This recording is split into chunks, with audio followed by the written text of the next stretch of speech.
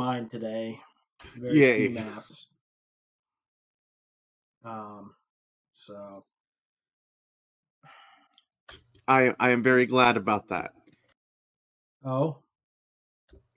Look at what I just rolled. Well, you're having a bad day. Yep.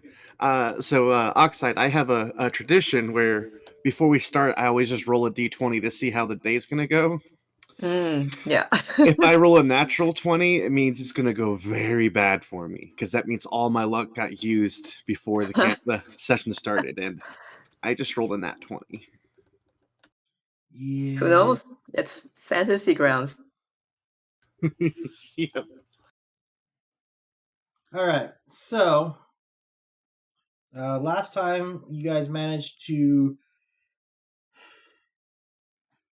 get everything sorted out with the Jaffa guarding Tawret's research facility. However, you need to when you get back, General Lawyer lets you know that several key people in the Pheonix Alliance will be joining you guys in a couple of days to determine how you guys should deal with the facility. There's some people who want to do the repairs necessary to bring the facility back online, potentially using it as a research facility and Tertonin production.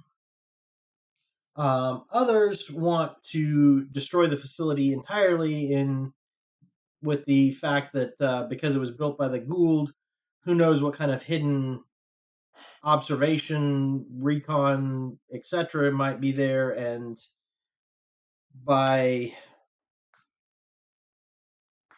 taking it for yourselves, you may attract further attention to the planet, whereas if it's allowed to just kind of rot away and flood entirely, then nobody would be too concerned, possibly, considering how long it's been since anybody's showed up to resupply them. So,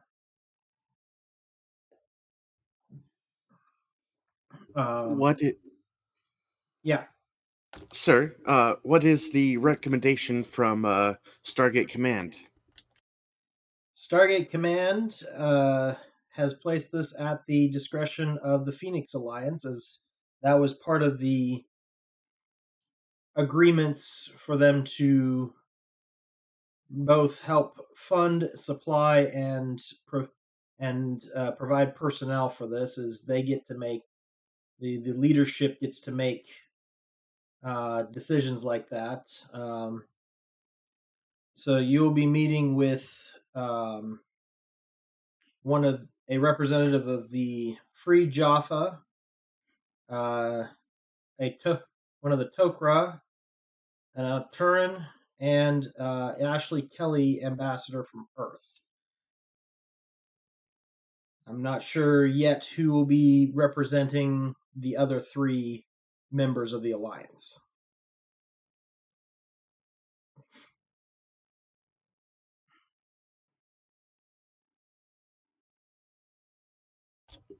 Yes, sir. I'll give you you do have a day or two to get cleaned up and everything like that. Remember to return your equipment to the equipment lockers.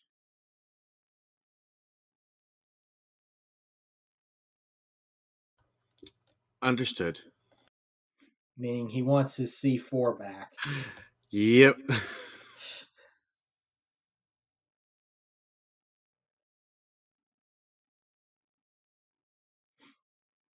I will begrudgingly take my half brick of C4 back. All right. Eltok will probably turn his in too. So you guys get a chance to rest, clean up, check out the med bay. check yourself out in the med bay. Whatever else you feel like you might need to do to get back in top shape, get cleaned up, and you are called in to the briefing room. Across from you is, like I said, a Jaffa, a Turan, a Tok'ra, and a human. So Major Ross will do some introductions. Says, owing to the nature of your mission, General Lawyer has asked the members of the Alliance to join us for your debriefing. May I introduce Rane of the Free Jaffa, Toli and her host Sulo of the Tok'ra, Hatana of the Aturans, and Ambassador Ashley Kelly of Earth. They are all rather interested in what you discovered. And he sits down, takes out a pencil, and prepares to take notes.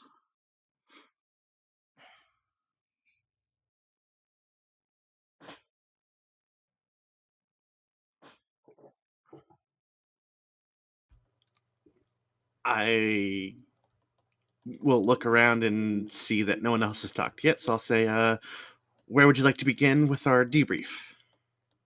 Well, why don't we start when you discovered the facility? All right. I will nod to Dole because I'm sure he filled out all the paperwork. He will nod back and launch into the narrative regarding, you providing, you managed to grant them access, but due to some unknown factor in the atmosphere, you were forced to remain outside while Eltok, Oxide, and Dole continued forward into the facility. He describes the fight you guys had with the oversized, starving rodents heading down the elevator, finding that there was a small contingent of Jaffa there who apparently were waiting for resupply from Anubis, not realizing that he had been defeated. And,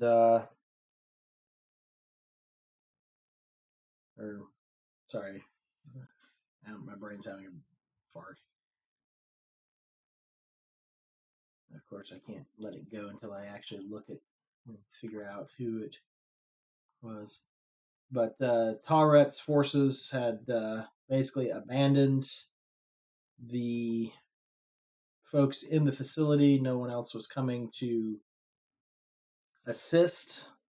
So, Apophis, not Anubis, Apophis.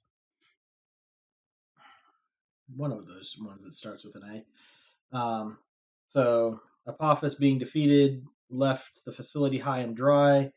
They managed to enlighten some of the Jaffa as far as the falsehood of Apophis and Tawret. So they were convinced to stand down. By that point, you had managed to hack into some of the systems remotely and was able to point out that Tawret had perished in her sarcophagus on the lower floors when they were flooded. And at this point, you helped lock the facility down so that they could dry the facility out and stop the water from surging in, lowering the level of the river.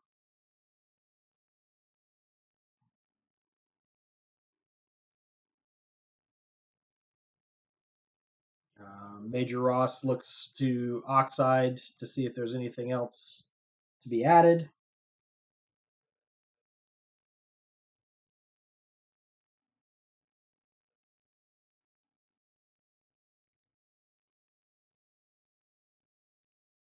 Hearing no additional comments, he says that is rather interesting. I feel that I should inform you and the Alliance of recent events uncovered by SG-1. They recently visited a planet called Pangar, the inhabitants of which. Nope, I cannot hear you, Oxide.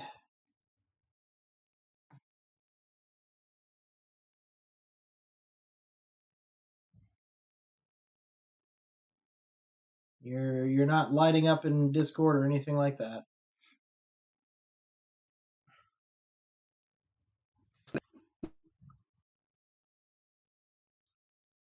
Um, However, on Pangar, they found a drug called tretinoin.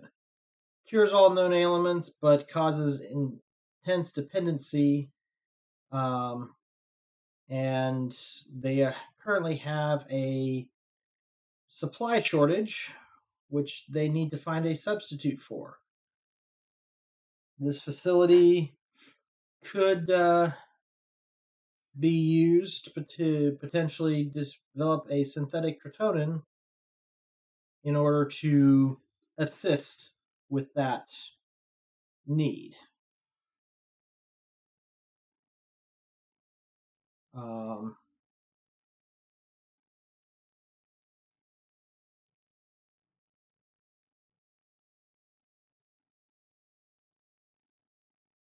Would we be able to upgrade defenses in the area if we were to develop the Tritonin here?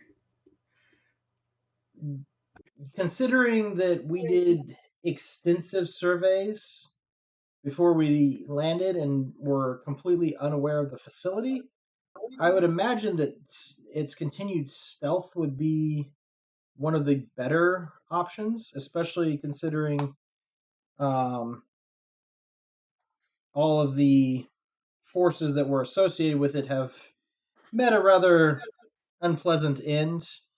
There may not be anybody left who is aware of the facility's location.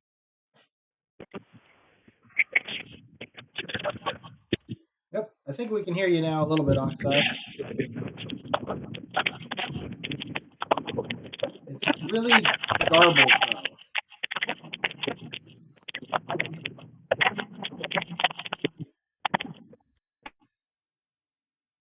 We can hear you, but we can't understand you. It's like all chopped up and garbly. Me? There you go. Okay, I wasn't talking though. Was it making sounds? Yeah, you were. It was doing something. It sounded like you had a plastic bag you were rustling or something while you were trying to talk. Oh, yeah, I was trying to connect and reconnect my headphones and everything. Okay, so Gotcha. you can hear me. That's great. Yep, can hear you now. Okay. Um, so, um, the issue is we don't know for sure whether this would make a good facility. We don't have any space here for research currently, so this would allow that. And we'd have to expand the base a little bit and also bring in more people Yes, in order to. like I said, the hope would be that the research facility could remain relatively undetected, meaning it could also double as an emergency bunker if we were to have any kind of assault here on Haven. We'd have a place where we could evacuate the civilians to for a time, especially if we could figure out an alternate way of getting into it without being very obvious. But as it is, it's relatively defensible and hard to approach without people noticing. we where I grew up in Appalachia, there was lots of caves and caverns. Perhaps we can find a cavern or develop one that is easy to hide the entrance with all the overgrowth, so that you can easily access the facility through the one of the caverns in nearby. Yes. If nothing else, we could possibly secure some kind of um, line in the river that would allow people to easily follow it and reach the access point with minimal um, assistance needed as far as for supplementary breathing. But go ahead and give me an insight check as he kind of continues on trying to point out the values of such a facility. Ooh, I am super good at insight. I actually rolled Oh. well.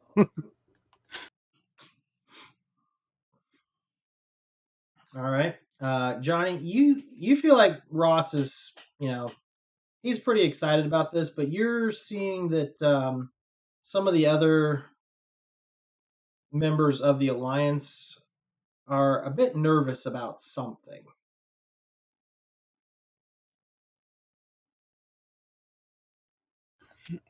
I would. I'm going to describe what I'm trying to do, and then I'll give the talk of how I'm going to try to do it. But I'm going to try to dissuade them by giving them pros of the situation. So, Well, um, what it comes down to is something that Major Ross briefly mentioned and kind of tried to gloss over.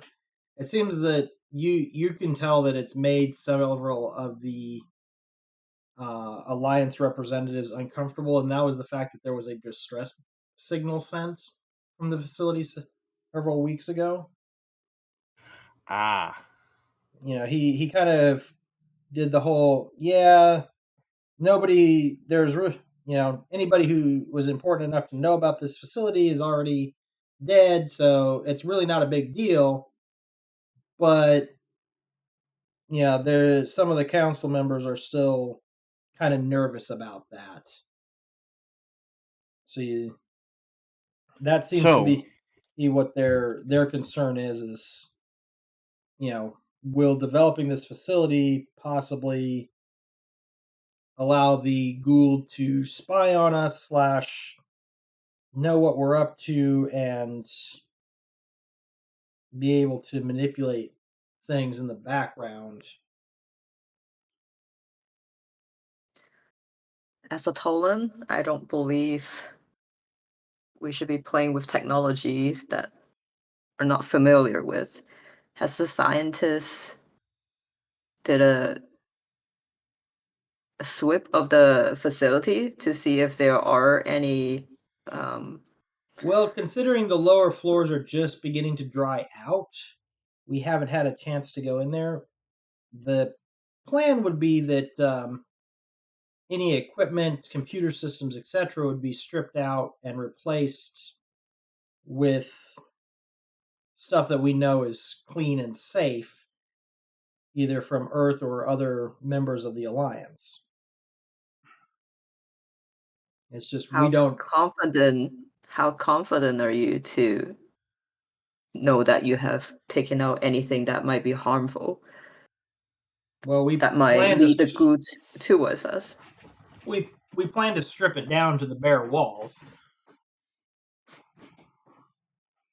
Is there no other source of Nakoda that could be transferred over? Like, this facility is necessary for the missions that we're facilitating now? Uh, it's more that if we were to begin doing some of this research, one, the data that is there could be useful, and we would be able to set it up in such a way that we could access the Gould data without potentially infecting our systems or transmitting anything to them. But we don't have the space and the resources to construct such a research facility from scratch at the moment. So we could help out with the Pangarian Stratonin problem, but we would need to then, it's not the end of the world, but it would go a great length to help with that. If we were indeed planning on stripping it to the bare walls, would it be wise to essentially build a giant Faraday cage around it, and that would limit what signals can get in and out, and also help to hide any energy signatures as well? I don't think we would need to go quite that far, considering how much rock is in place over most of it. Most of the first things we would do would be to locate the above ground transmitters and disconnect those so that when we started tearing down the facility, there wouldn't be any alerts sent out. From what we can tell, the facility is far enough underground. It's in a similar. It seems like Tawret took a page from our Tok'ra allies book of building their base deep enough that it's hard to detect from I above. will be I will be careful about stopping, like disrupting the transmitters if it has been sending constant transmission. Don't want to The, draw any suspicion. that is a good point. Again, we have to locate the transmitters and figure out if they're currently transmitting. It sounds like, though, based on what we got from the Jaffa that were there, they have been requesting assistance for some time, and those requests continue falling on deaf ears. Meaning, if they were sending them out to, say, Apophis or other forces loyal to Tawret, there may not be anybody who knows the codes to decrypt them or understand what the messages mean. Would they be able to identify the origin of the messages? Because if they may not be able to interpret it, they might know where it came from and come investigating anyways. That I do not know. We would have So to could locate the transmitter equipment and determine what kind of transmitter it is. It could be a wideband transmitter that is sending just out in general, or it could be a narrow band transmitter meant to beam signals to a specific point at certain intervals. It could be that the ship that was supposed to receive those signals no longer exists. If they were destroyed with Apophis's fleet, then we would be able to be a little more sure of whether somebody noticed it or not. But until we get out there and find that, we're not going to know. understood. So from what I'm understanding, we need more information before we can fully decide on what or not to do. But no matter what we do, it seems that we should find these transmitters and, if possible, either shut them down or loop whatever is being transmitted so that Not it is. necessarily. Depending on what is decided to do, we may decide to send a dive team down to blow those inlet pipes and just let the facility flood. That way, the signals that they receive would be the final or the final signals they would receive would indicate massive failure of the facility and would prevent them from coming to look.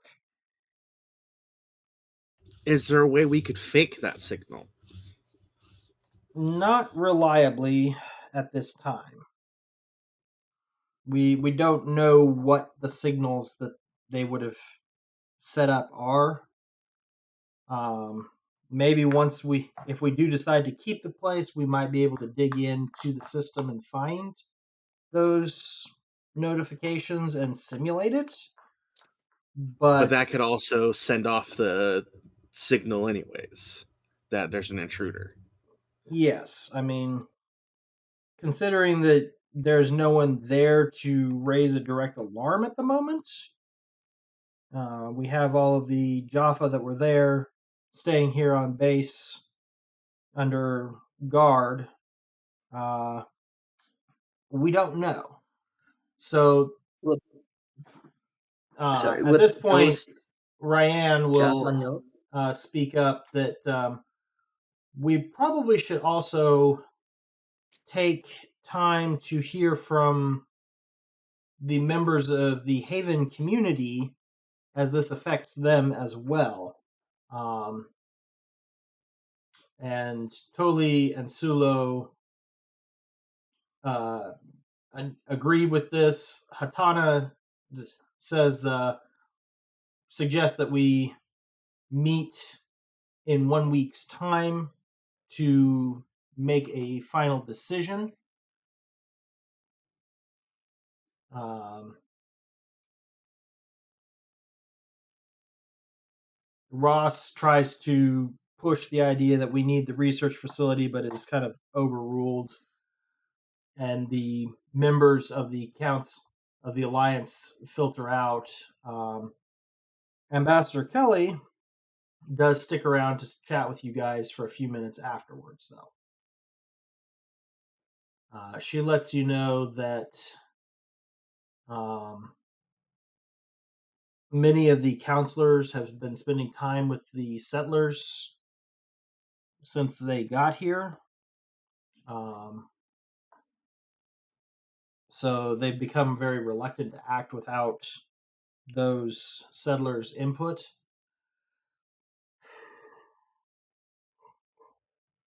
She also indicates that the leaders of different groups of the settlers that you met previously, Lokata, Hanare, and Palila, um, their opinions may go a long way towards helping with convincing these folks to vote in a positive manner for the research facility.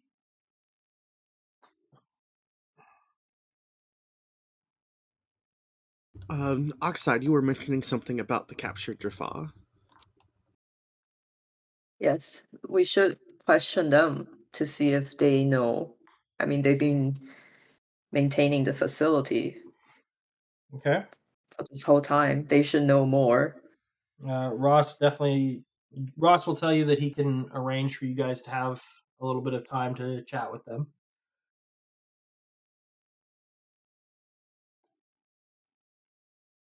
Yeah, let's do that. And then we talk to the settlers next as well. Okay. And would we have time to try and go out and investigate some of the uh, not the signals, the transmitters, to see what kind they are? Well, the big problem is nobody knows exactly where they are.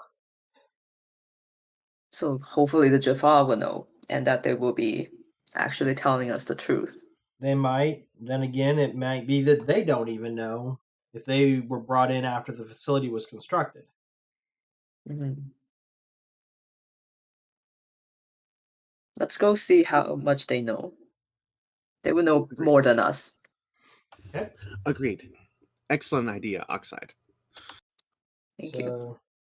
So, Major Ross takes you guys to a smaller conference room where the Jaffa have been set up with kind of a place to eat, sleep, etc., while General Lawyer figures out what to do with them for the moment. They look over at you and kind of just wave, wondering what you're doing coming to visit.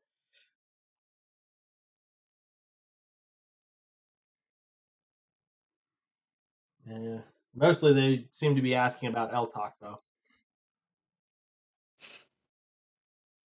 who has been assigned to show the Free Jaffa leader Rayane around. Yes. Um, I would like to ask Dole if he had a if Eltok showed him the new chest bump move. Because I never found out how that went down. Joel just kind of looks at you. There wasn't really much going on that we were chest bumping. Okay. Well, I've been trying to teach Eltok some human celebration moves. Oh, God.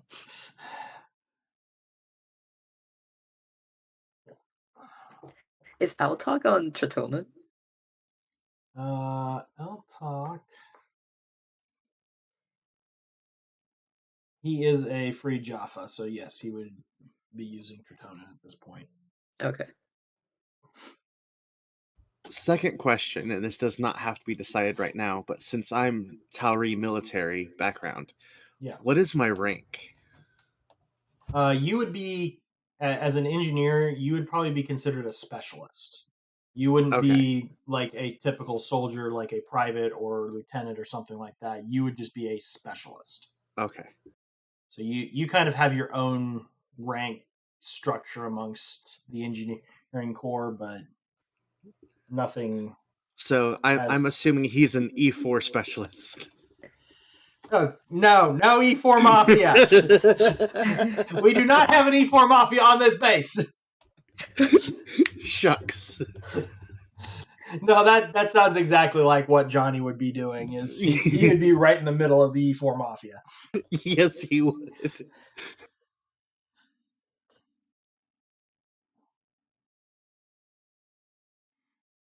So yes, he knows how to make things happen. Whether they happen positively or not is a different story. Absolutely. So,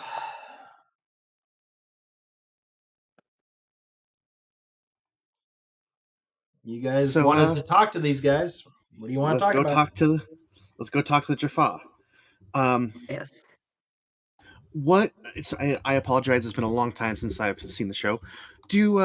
Does Johnny know what kind of food Jaffa like to eat? I mean, it'd be a very simple kind of Middle Eastern type stuff.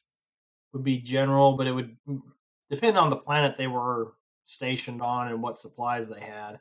I mean, I guess these ones eat fish. Yeah. Do they have Oreos here? I'm sure somebody could rustle up a bag of them if you really needed them.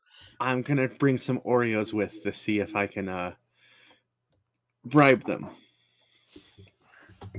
Okay.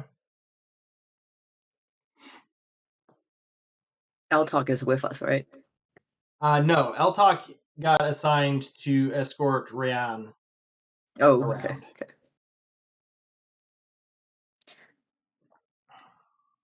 Will we recognize the Jaffas that Altok was Yeah, I mean, convincing? these are you guys escorted them back from the facility. Okay. Because I assumed there were more, because he was talking to just a couple of them. There was 3 of them there, and that was about all that was left. Oh, okay. Okay, got it.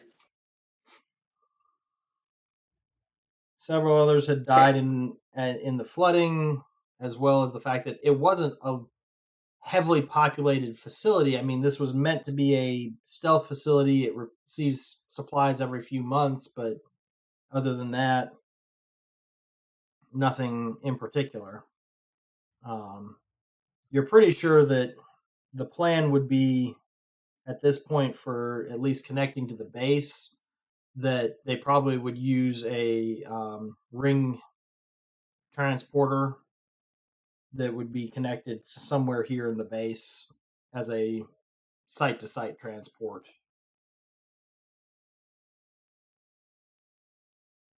Let's find out where that ring is. The ring, Yes. yeah, because we couldn't find any. I mean, they'll tell you the ring gate for bringing in supplies and everything was located on the third floor. Probably a little water damaged, but could be repaired. Mm-hmm. And if that's the case, and we were able to put another ring transporter somewhere, we could more easily get to the facility. If we could also shut it down so that it would be inoperable if Hatak were to arrive. Oh, I mean, all you do is you stick it in the room right next to the base's primary reactor, so that if the base gets breached and the general pulls the self-destruct, the ring gates are gone. True.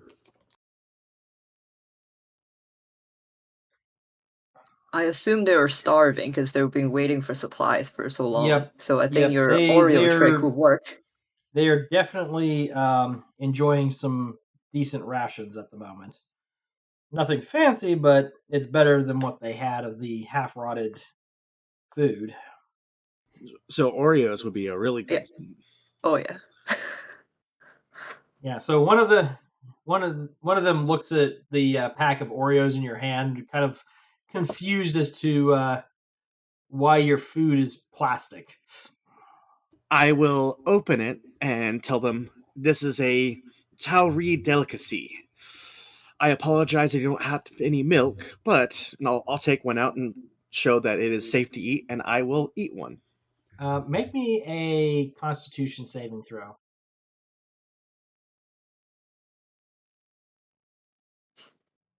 Has your Oreo expired? It's not necessarily expired, but then again, this is the U.S. military. You think they're buying name brand Oreos? Oh, these are like Chocos? No, Chocos are another name brand. These are the Walmart brand. Yeah, pretty much. And these suckers be dry. Yeah, good. They're very good. Yeah. I'll save the rest for you.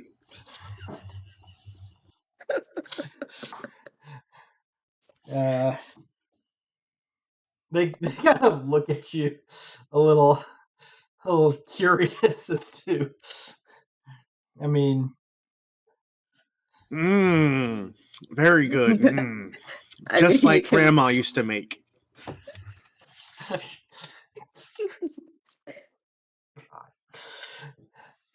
Okay. Yeah. So, what brings you over here to see us? We've been getting grilled lately about the research going on in the facility.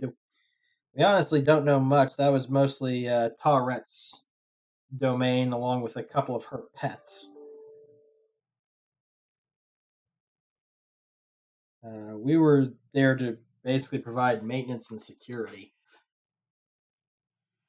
Yeah, about maintenance. How well do you know the ship? How many transmitters, and if any? Where are they? We know there was one main transmitter and one emergency backup. We never had a reason to go looking for them because everything was working, and we were told to stay inside the facility at all times unless Tawret specifically gave us orders to go out.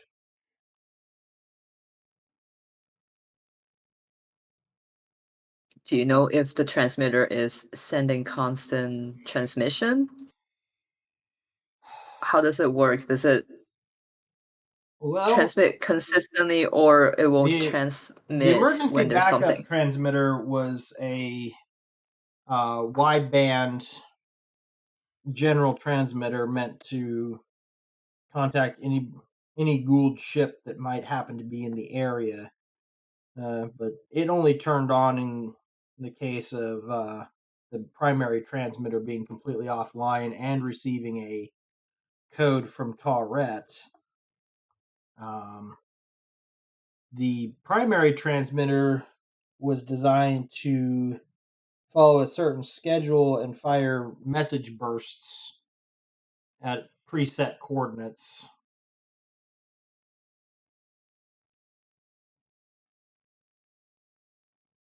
And that's a constant one, right? No, it was a narrow band transmitter meant to just shoot a highly dense data packet Okay. in a very short bursts to try and minimize detection. Ah.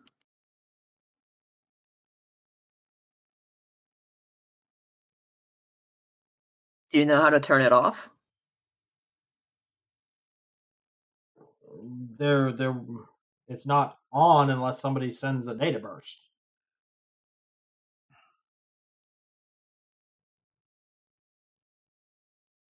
Mm. Then you have to manually send a data burst? Like if, Again, let's say, Tawret did most of that. okay. We were not given the protocols for sending transmissions outside the facility. The only thing we could do is if a ship came into orbit and contacted us with the proper protocols, we could respond and unlock the ring transporter for them to send supplies down.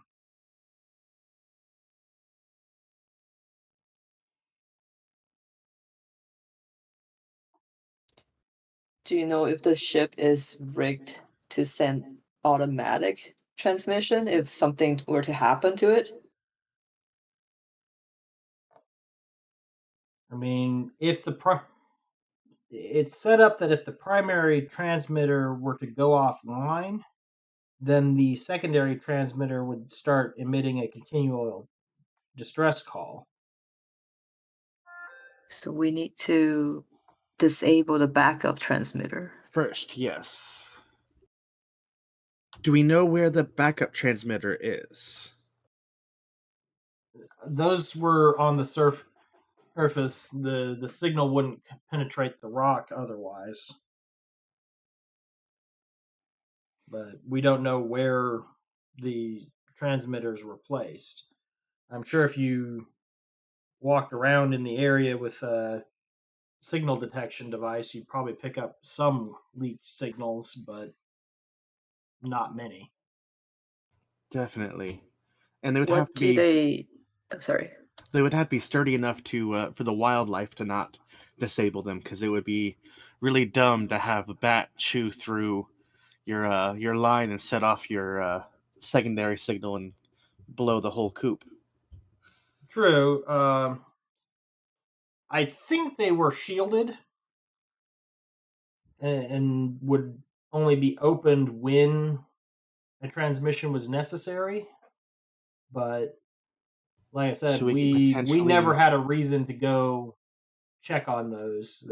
Everything seemed to be working within So normal. perhaps we could look for energy signals pertaining to like a shield or something, and we may be able to find both of them and then identify which one is the main and which one's the secondary backup, and disable that first, or just disable them both at the same time. Uh, Is there I don't know, force field that we can put around it first? If in case when we disable it, it sends We a could build a distress signal. Faraday. We could build a Faraday cage around both of them. yeah. Let's do that in case it Actually, signals anything. yes, in case it has like an anti-tamper uh, Well, thing going on. so just so you know, that's going to be somebody else's job. Okay. You guys, But your guys, Johnny's the explosives expert. yes, you guys are needing to convince. Major Ross would like you guys to convince the rest of the alliance to actually use this as a research facility. Yes. You've already Would got we? one. You've got one vote in favor from Ambassador Kelly, but you need to do something to get the rest of the at least two more alliance members on your side over the next week. So if we can get this information back to general lawyer and have him send another team out to investigate these sites to get the information and verify this, we may be able to convince others that we can make this safer and we know what we're doing. Do you? Yes. Do you really? Let's find out. Do you really know what you're doing? Please be in that one. Close enough. I know what I'm doing. Oops, sorry. Cut the blue wire. They're all blue wires.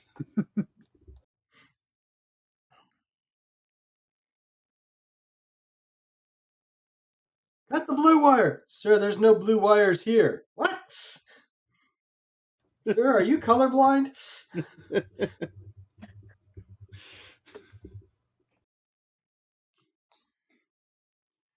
All right, so what do you guys want to do first? Like I said, you've got the three different members of the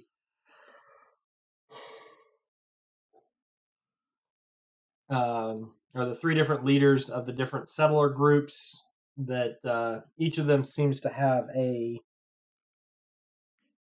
in with one or more of the uh, alliance members. So talking to them would probably be your best bet. All right. Didn't you say that the settlers kind of influence what they think? Yeah. So I think we should start with the settlers. What Agreed. do you think, Johnny? See how they're feeling about it too, Yeah. and see if we can convince them one way or another. On the way out, though, I would like to. I assume we're giving all the information we learned from the Jaffa to general lawyer so that he Oh, can send teams there's out. a couple of guards that were stationed in the room that were recording it as well. Perfect. Awesome. Great. And if this information checks out, there's more Oreos where that came from. They look at you rather suspiciously as one of them tries it and kind of makes a weird face. I'll see if I can get some better Oreos. Some real Oreos, not Cocos. So the thing you also got to remember when it comes to sweets and that, Jaffa don't have a lot of sugary stuff in their diet. So Okay. something like an Oreo might be too much sugar. Okay. So I need to get some wow, my mind just went blank. I'll remember the name of the dessert in a minute, but it's from the Middle East. My roommate used to make it all the time. It's amazing. It's like a honey treat.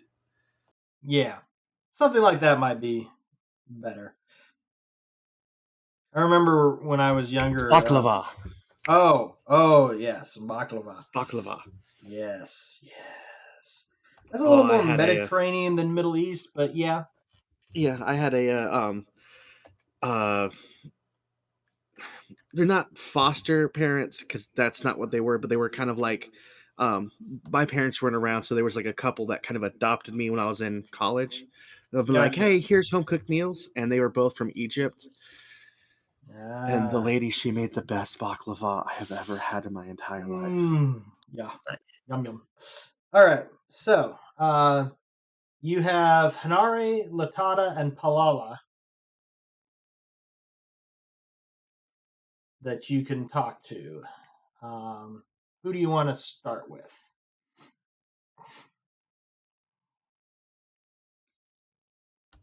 We're skipping settlers. Those are the leaders of the settler groups. Okay. I will defer to Oxide because she is the medic, and Johnny assumes that she has good bedside manners and people skills, because he has a -1 wisdom stat. So, Can Well, I the other get thing to a remember recap who these is are? the other thing to remember is just because one of your mental stats is low doesn't mean you can't use the other ones to make these arguments. oh, agreed. I'm just saying I'm letting Oxide decide because Okay. Johnny is better with computers than he is people.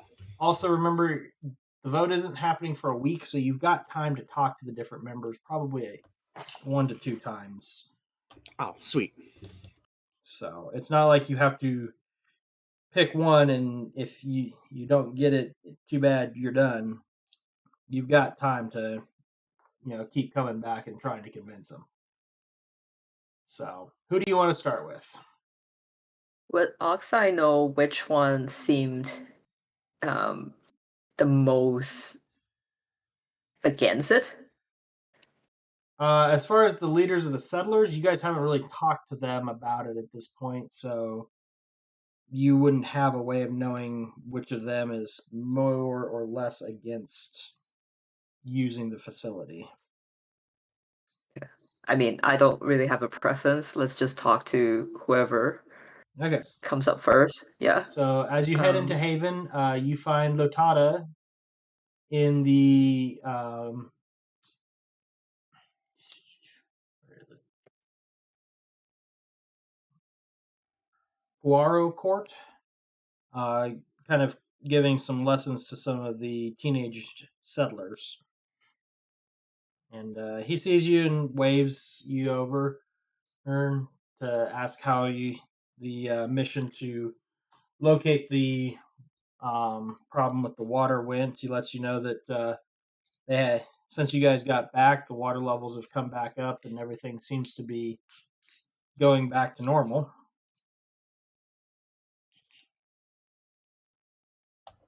We're really glad to hear that.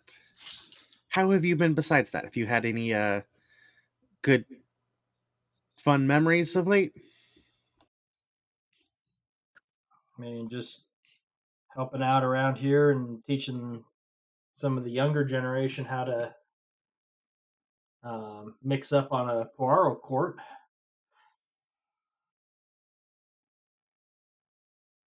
Yes. What do you know about this facility we discovered? Not a whole lot. Rayan came by to talk to me about it, but I don't know. Seems like a lot of risk bringing the Jaffa or the Gould back down on our heads after we worked so hard to get away from them. I think we should probably just blow the whole thing up and be done with it. It is good technology. No one can guarantee if anything harmful will come out of the explosion. So it might make the planet inhabitable. So Well, I don't think we should destroy it. I mean, when I say blow it all, I don't necessarily mean nuke it for dropping nukes on it. I'm just saying destroy the facility so that it's not usable by the snakes anymore. But we could make use of it to help our cause. I am not supporting using technology that we're not familiar with, but I have confidence that the scientists and team we have on our side can figure the safest way to make use of the facility, because we do need a tritonin or like Nakrita facility to generate more tritonin. which will help keep the Jaffas free.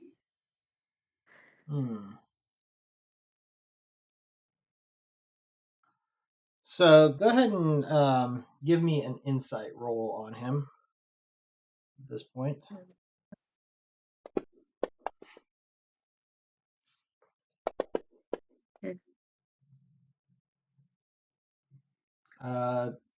You can't really tell if your arguments are doing a lot of good or not. Go ahead Wait, did I? and roll me a Sorry, persuasion check with advantage. Sorry, I realized I clicked slightly off insight Oh. and went on to history. Yep, Do just that go ahead again. and re-roll that then. Yeah, okay, that's even worse. Well, I'll just use the +4 that you had. Okay. So that would be a 13. Okay. You can tell that talking about saving lives seems to be resonating with him, as well as the fact that it is advanced technology and could possibly be used to fight the Gould. Those two things seem to resonate with him to provide you some information on like some arguments you could make to convince him of that. So go ahead and Oxide, you can roll persuasion. Johnny, if you want to get in on this, Oxide probably will let you know that the advanced technology side of things is interesting him. So you could roll an engineering check with All right. advantage.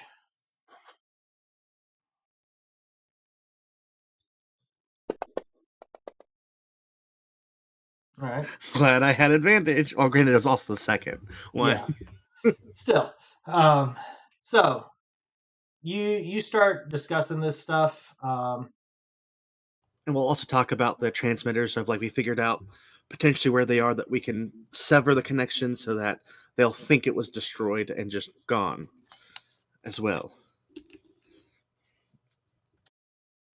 Because we understand the need to make sure that we are using technology safely and properly. Because the Tawret, we have a long history on our planet of making sure that we make the right decisions with technology because we don't want something like Skynet to happen. So we'll make sure that everything goes smoothly and we'll do things the proper way to not bring the Gould down on us as well. Because Lakata is somewhat confused and wants to know what a Skynet is. It is but it does seem like he is kind of listening, paying attention to what you're saying. He kind of turns and says, "But how do we offset? It that's a lot of risk, especially to the people here. Yes. Our first duty is to make sure that we can mitigate the risk enough to get it to a point where it is worth the risk. But if it is, okay. So we you don't. you use some of the information you got from the Jaffa and continue talking. Go ahead and make me another engineering check at advantage.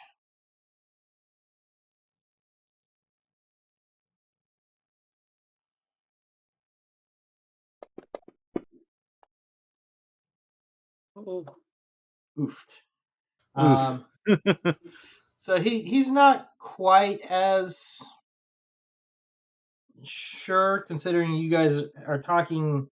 He points out that you guys are talking about Jaffa, who really aren't proven trustworthy, and just a few days ago were working for the Gould.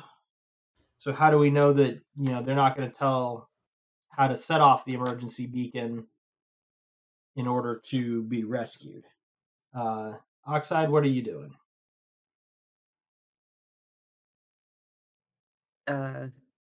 Wait, did he tell us that? Or was that what he's thinking?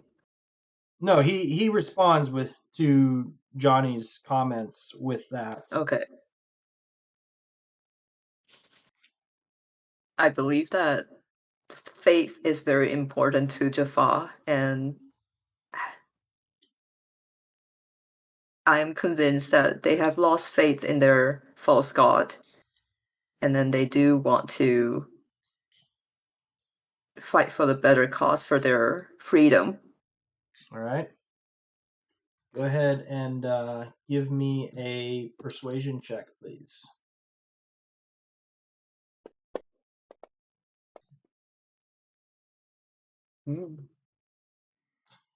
That is true. It would be beneficial for them to do that, considering how many of the false gods treat those who disappoint them.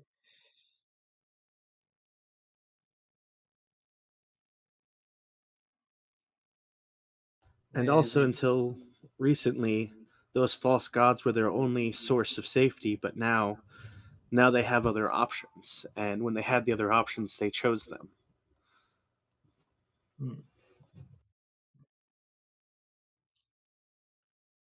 All right. So I need one final check.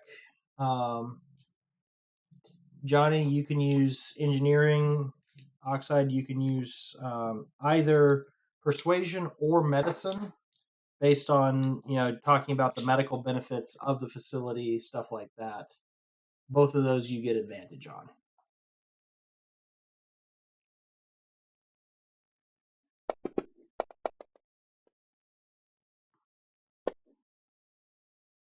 Ooh. All right. Nice. So with that,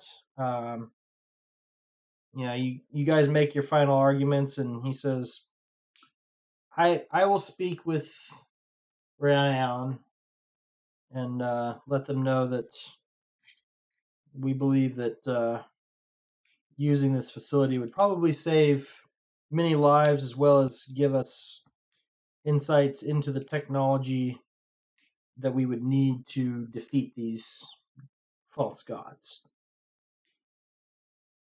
And we can show the galaxy the snakes for what they truly are.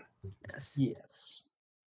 So appreciate it. You have convinced Lotada, who will talk to Rayan.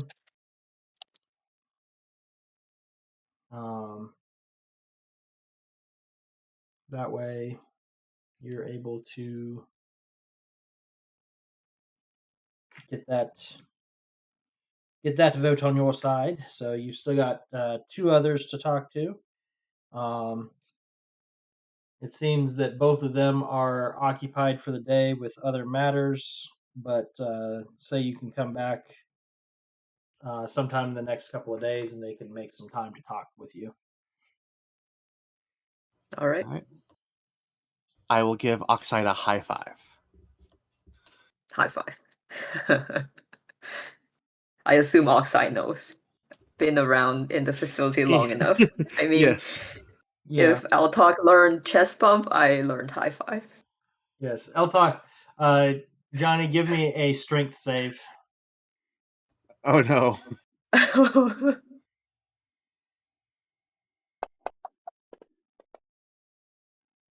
All right. Give me a perception check.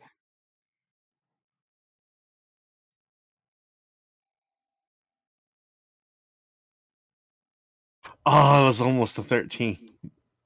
Oh, I guess didn't make it in the box. Never mind. Oh, saved by the edge of the box. Never mind. That roll was worse.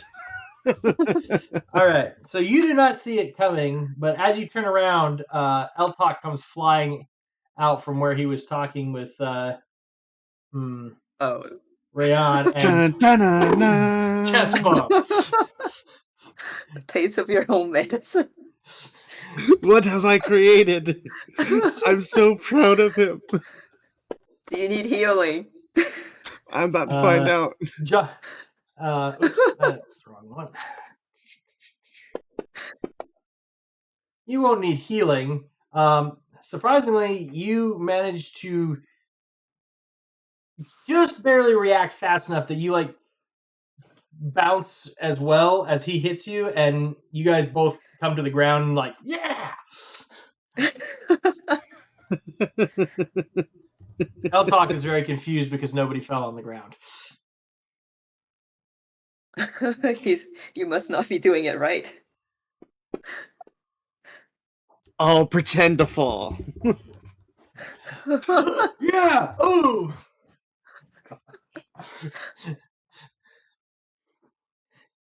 You get you guys are getting some strange looks at this point from the other human members of the town.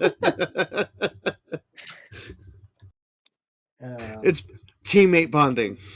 When you get back to the base, Ambassador Kelly asks to see you.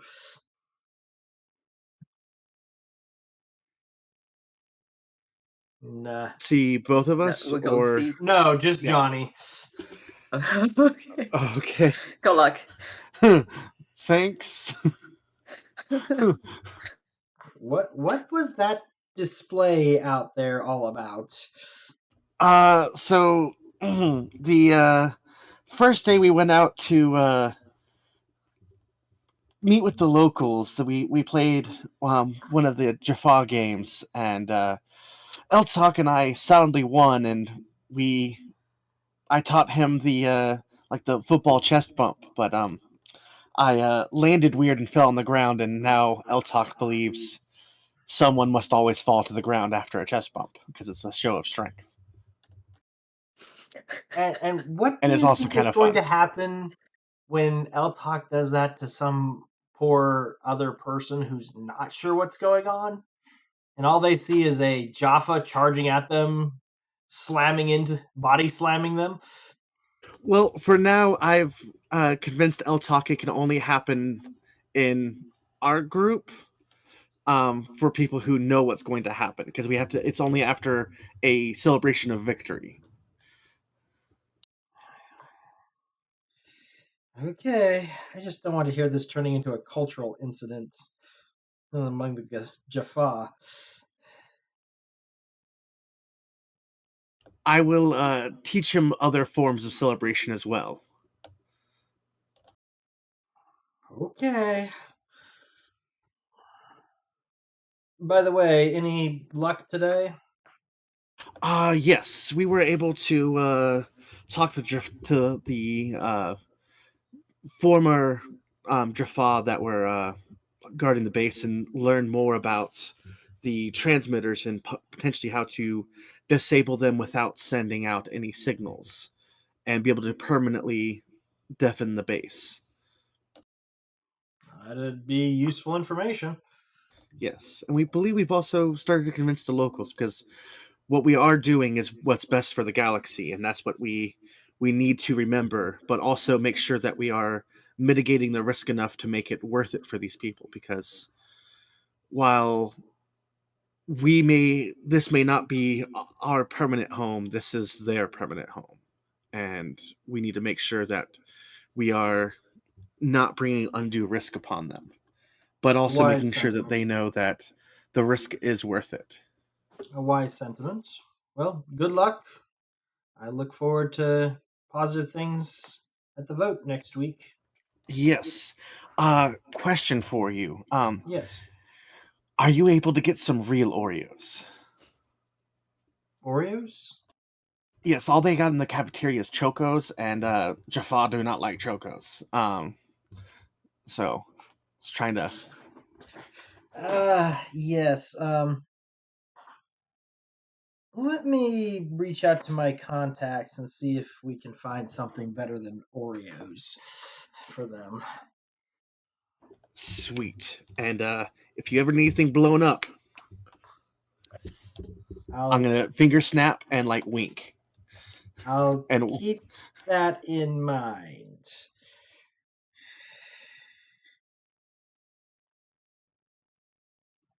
I'm assuming he already knows who I am. Oh, he's heard stories already from General Lawyer and others about your pyromania. I haven't blown anything that wasn't supposed to be blown up yet. How did you pass the psych test? Still don't know. Hey. Nobody said that any of you guys are sane. You just got to be insane the right way. Yeah, we're willing to jump through a giant puddle to go to different planets and attack people who self-proclaimed gods in their territory. With their armies of genetically engineered super soldiers.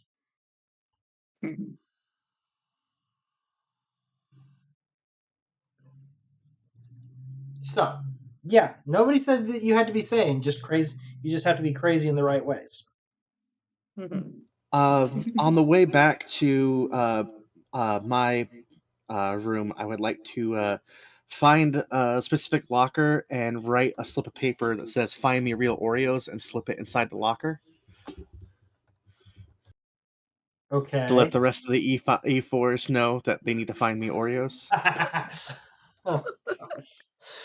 A specific unmentioned locker that nobody seems to know whose it belongs to, but seems to get used quite often. Got it. Yep. Because all the higher ups ignore it because when they need something done and they need to not know how it gets done. They just know to leave a note there. Yes.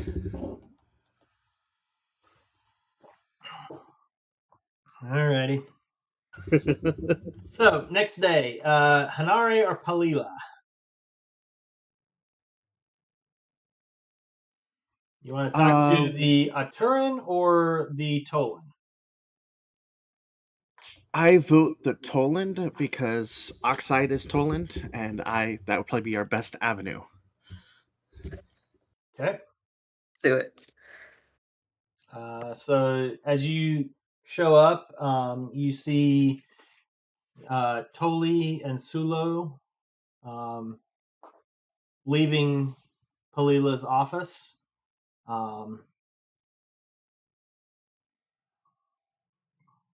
As you are welcomed in, Palila tells you, take a seat. I imagine you're here about the um, facility that was located recently on the planet.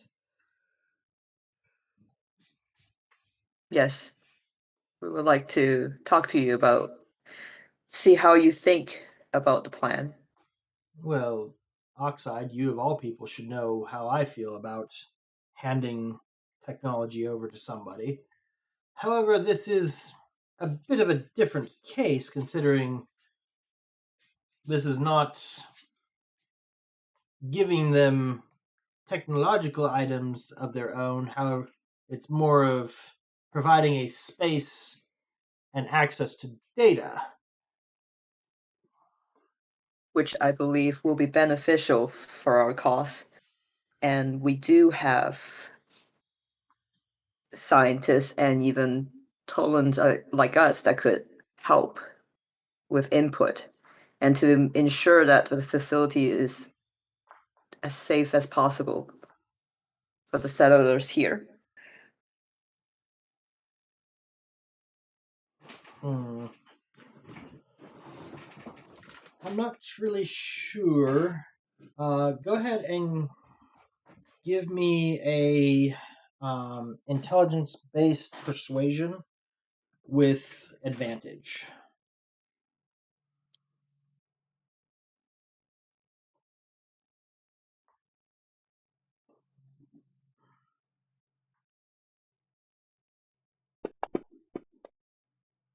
Ooh.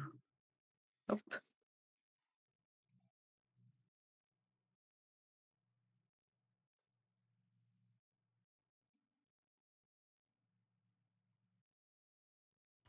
Do you want me to roll as well? Yeah, Johnny, you can go ahead and roll as well.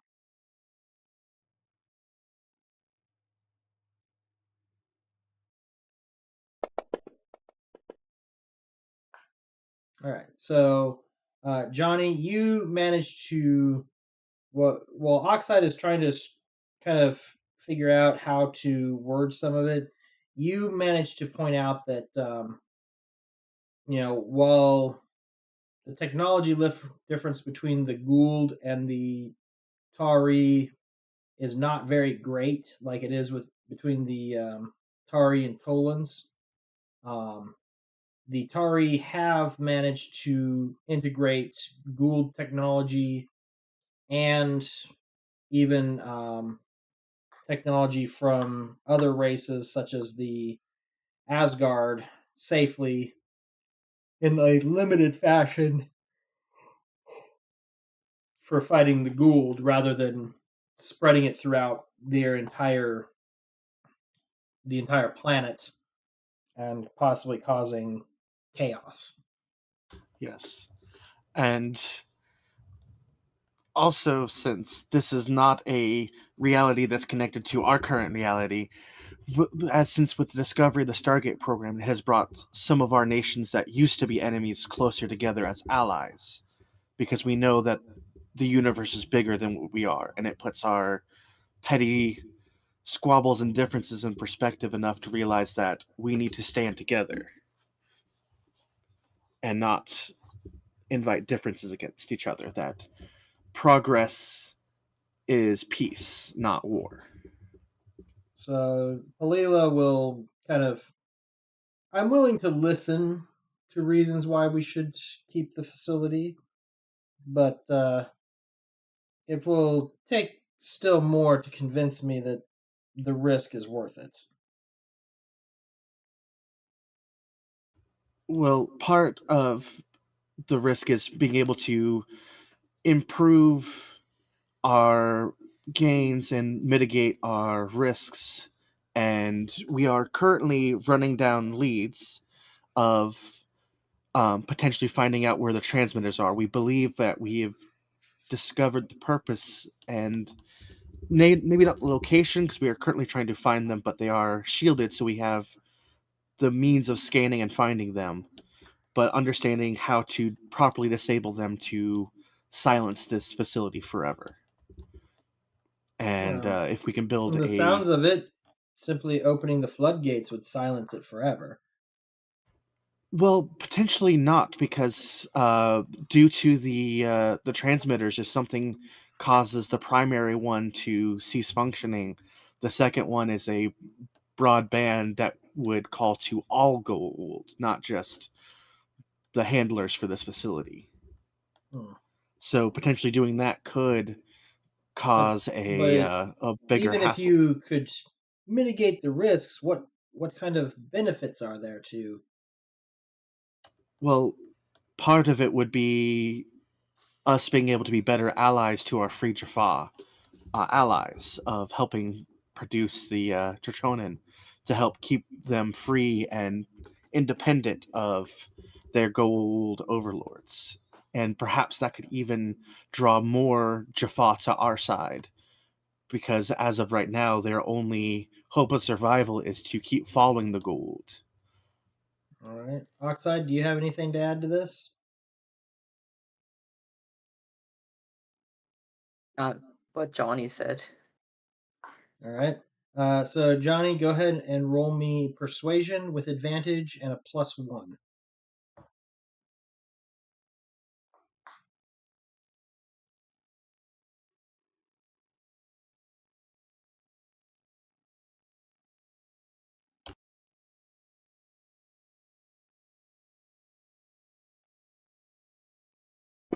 All right, there we go. All right. Uh, it's true. Plus, there's the tens of thousands of Pungarans that could benefit from Tritonin production as well. Yes, and evil is allowed to prevail when good people do nothing. Hmm. Nicely said.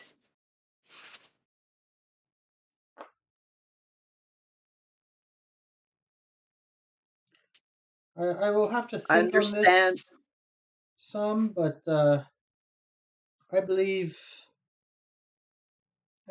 I will talk further with Hanare or Hatara. Hat, bleh. Um, no, that wrong place. Um, the Tok'ra Sulo and uh, its symbiote. We'll be hearing about this further. I'm sure this is not the only discussion, but I believe we must at least make consideration for those others besides ourselves that would benefit from it. It would be rather short-sighted of Haven to refuse to utilize this facility simply because it does not meet our standards. And perhaps with your guidance, we could mitigate risks even further.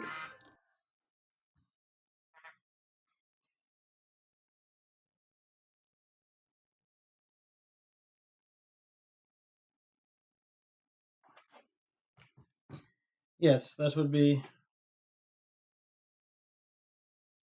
beneficial.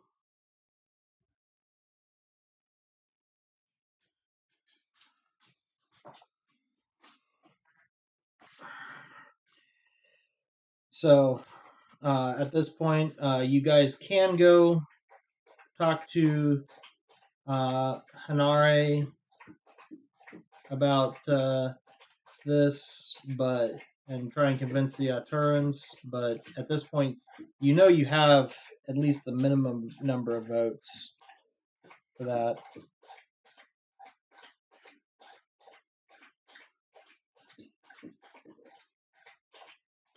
Do we just need one vote? You've got two on your side, so that plus Ambassador Kelly Oh. gives you 3 out of the 4. Mhm. So Great. you have a majority. If you wanted to make Yeah. it try and make it unanimous, you could, but that's up to you.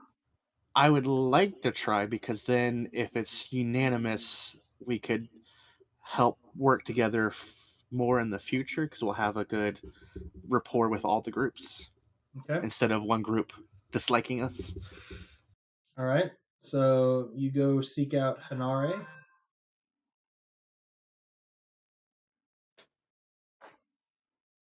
Um,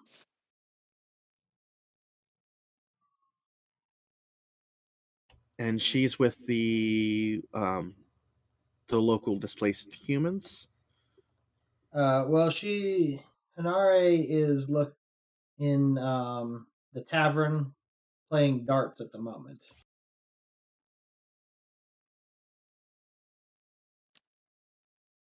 Let's play a game of darts with her. All right. Can I do a perception check for flies? Sure. Wow. Of course, I Lots roll of high. flies. You noticed there was a few flies in here when you walked in, but they seemed to disappear rather quickly after you came through the door. Oh crap! It's the dark guy. Okay, so I'm gonna actually have to hit the target this time. Okay, I don't think I would ever be able to do that if I tried on purpose. I'd have to roll like 3 nat 20s in a row, and even then, I'd probably miss. Yeah. All right. So, you find yourself playing darts with Hanare. Uh, what are you saying to him? How are you today, Hanare? Eh, not bad. Business is a bit slow. What's slow about your business? Just in general, not much going on today. Yeah. If we were able to The get more unfortunate people, thing is when things are stable, people aren't looking for my goods as often. yes, and if we were able to get more people here and perhaps use this research facility, there would be more people and more potential customers for you. Hmm. Interesting. What do you want, dog? More potential customers is always a good thing. I'm listening. Yes, because there would be great amount of goodwill towards you for being able to provide the services you provide. And with more people here, there would be greater business booming and be able to help build the infrastructure of Haven more, providing more people to spend more time here. That could definitely be useful.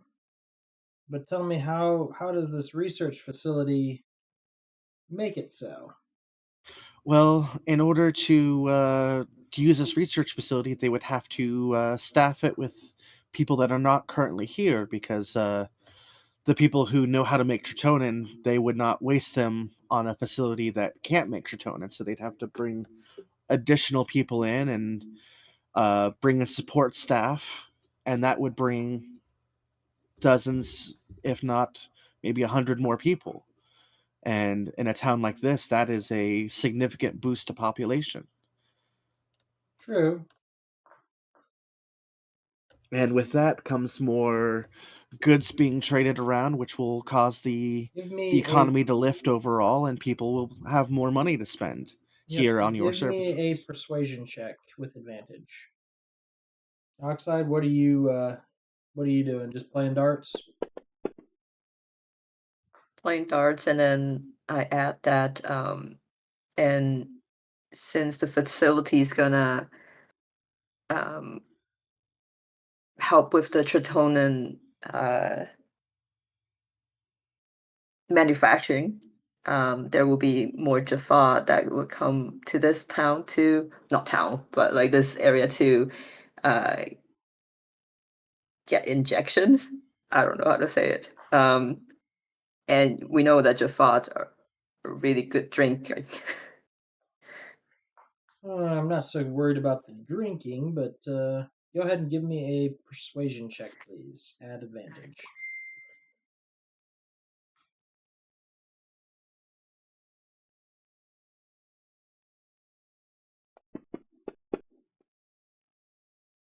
All right.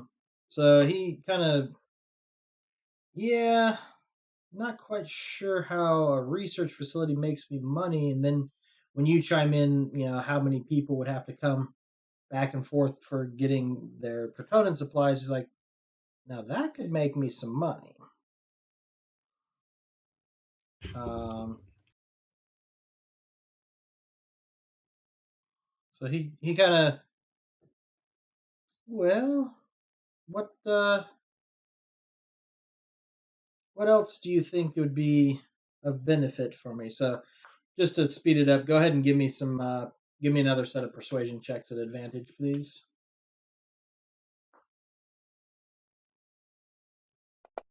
Have you ever heard of moonshine?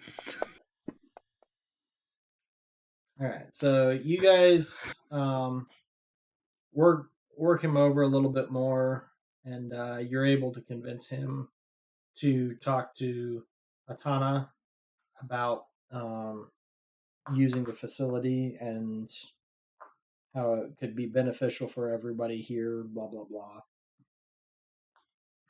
So uh, later that week, uh, the counselors all meet back up for a vote. It unanimously passes, and you notice General Lawyer give you guys a wink across the room with the success. Um, so at this point, you guys have unlocked the research facility, which means you can spend your downtime on the R&D project to gain a bonus to your science skill checks. You Ooh, also, I will do some Great. downtime there. yep, you also gain a mission point for completing that.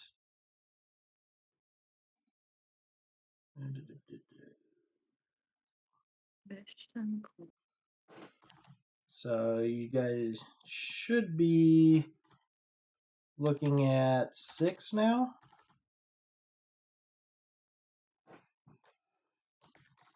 Because there was 3 from the first or from the intro, and then this is another 3 that you've got. So um, when we Does get that mean we level up? that's what it means. Sweet. Level 2. Level 2. Yep. How do we level up in Fantasy Ground?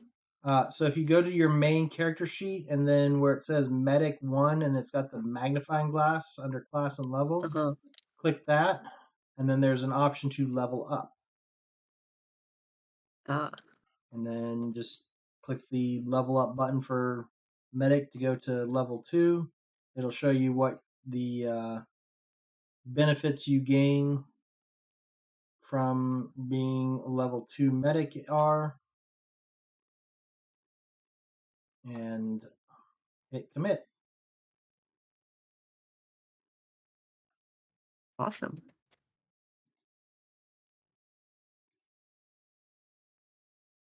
Do we need to roll for hit points and stuff? Nope, it'll just use the average. Okay.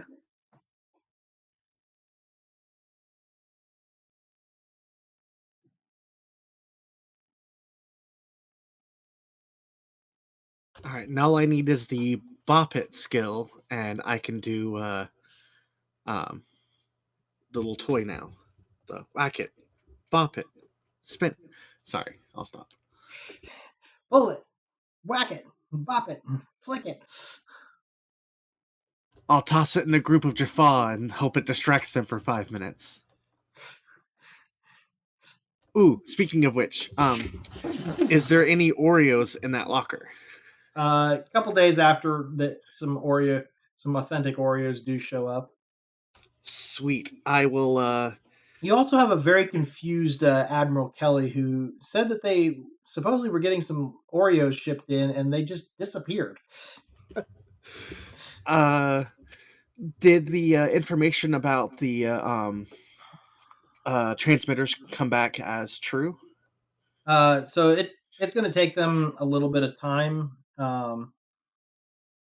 to really do the work on the facility and locate everything, since Okay. they're going to take their time to do it.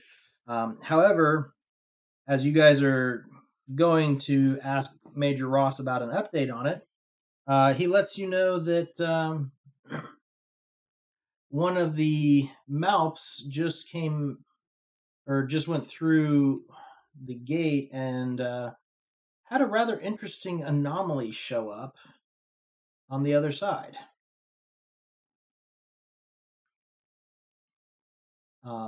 They would like your team to gear up and prep for checking it out. All right. Is it standard equipment, or do we need to prepare Yep, for anything? it's just a standard equipment. No C4. Okay. All right. Shucks. Um, I guess you passed that insight check. it's more like when you get to the briefing, you'll know why. So you guys are issued your equipment and told that P6H970, where the Malp was sent, came back as initially a barren world. No signs of any living creatures or anything like that. However, after analyzing stuff for a few minutes, the MALP sensors detected fluctuations in both oxygen and carbon dioxide levels that would indicate that there was probably something living and breathing on the planet, but it can't find anything. It seems to be just flat, featureless terrain. What is the temperature range? The temperature range is around 68 at night to mid 80s Fahrenheit. Okay. So you are packed up with your gear, told to embark. Um, It is you get possible there. that What was that? I was just saying it's possible that we might encounter civilization with cloaking technology, Possible. or maybe they're underground. Possible. Yep. Am I So able to ask for a energy detection device that can detect fluctuations? yeah, they'll let you take a handheld scanning device. Sweet. If only we could get a device that has this handheld scanning device, our walkie-talkie, and our Palm Pilot all in one. That person would be super rich. You guys head through to P6H970 and begin your survey.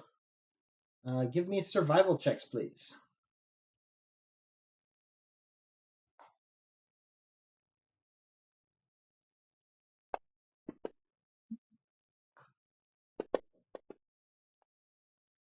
All right, so you begin Yep. working your way out from the gate, trying to do a standard spiral search pattern, but with as flat and featureless as things are, it's kind of difficult without any real landmarks.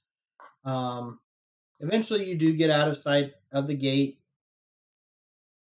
realize that you probably should head back. As the night falls and it cools off, you find yourself trudging across a just the flat, featureless terrain. The ground kind of not really a sand or clay, but crunching beneath your feet. Um, and you realize that the sky is so dark that you can see every single star out there. And then just when you think you're lost, you realize one of these stars is actually the headlights on the map. As you approach, something begins to bother you. Um, it isn't obvious at first, but as you get closer, you realize um, coming around the mouth, the DHD is missing. Not even showing a spot on the ground where it once was. I run over to try to touch a few around the open air and see if it's there and just not visible. Nope, there's nothing there. Oh, we're in trouble, Johnny. Oh, yeah. So go ahead and make me perception checks, please.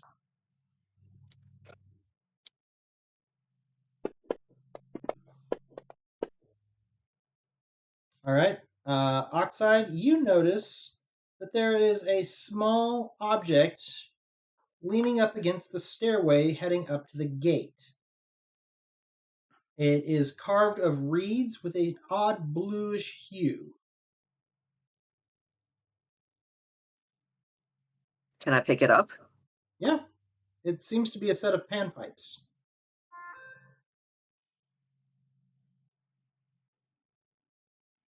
What is that? I don't know what that is. I hand Uh, it over to Johnny. so it's basically a series of tubes with one end plug that you can blow across, kind of like a flute or something. They make sounds kind of Hmm. like a flute or something like that. Can I I'm not a play? musician, Johnny. Here you Can I go. play? Try to play the Song of Storms? Sure, give me a performance check.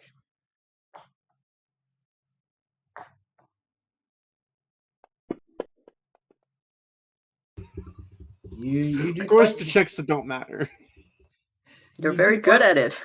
you do quite well at it. Um, and as you finish, you catch a flash of light, and you see a man leaning up against the Stargate, clapping.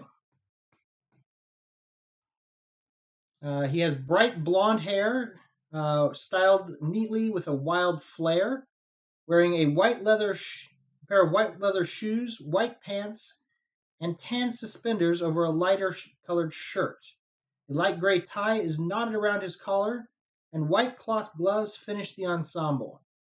As he focuses his eyes on you, you notice one is an ice blue, and the other appears to be a brownish color. Hello, are you from this planet? Welcome, welcome, travelers. Earth, to be exact, yes? I know you came from what you call your Phoenix site, but you're based on Earth, or at least most of you are. I've spent some time there, actually. Wandered around in what you call the 80s, I believe. A fun decade of your years. Bright colors, music, movies. I had high hopes for you back then. Well, yes, introductions. He bows at the waist. I am called Puck. What shall I call each of you? Uh, I'm Oxide. you can call me Johnny.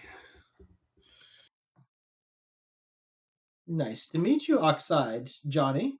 Oh, and please, keep the flute. It is quite the memento of our journey.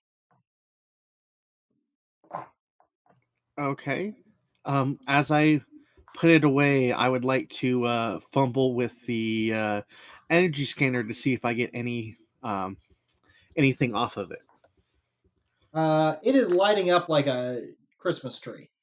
Seems there's energy at play all around you. All right, cool. I'm gonna tuck it into my pack. Okay? What happened to the PhD or PhD?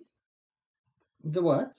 Oh, your little uh dialing device. Yes. Well, let's see. How about this?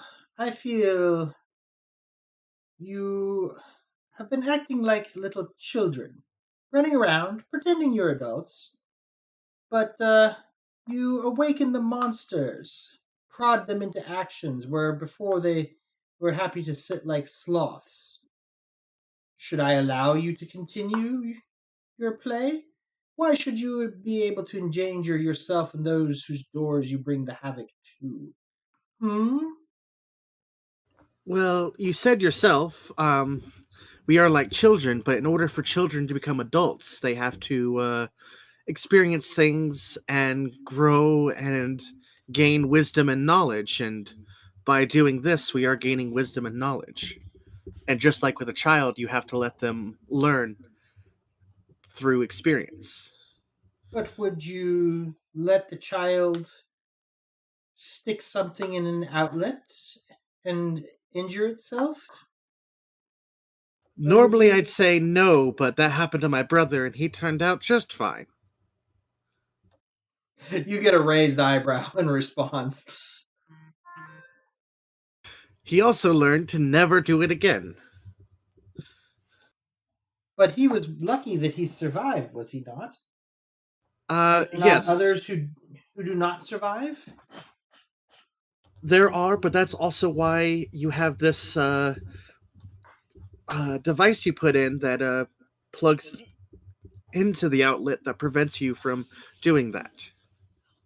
So, should I not plug the outlet for you to prevent you from causing harm to yourself? Yes, but would you also prevent a child from eating dirt and building their immune system? There is a difference between something that may temporarily sicken and something that has the potential to kill. Yes, but if you stunt the growth, you prevent the chance of real maturity from bursting forth. Hmm. But Uh, do you have the do you not have something on your Earth called a playpen that you stick young children in before they are capable of understanding instructions? Yes, but sometimes you must also take the child out of the playpen because in order to experience the world, you must introduce the child to more than what is just inside that playpen. For True, instance, going on play true. dates.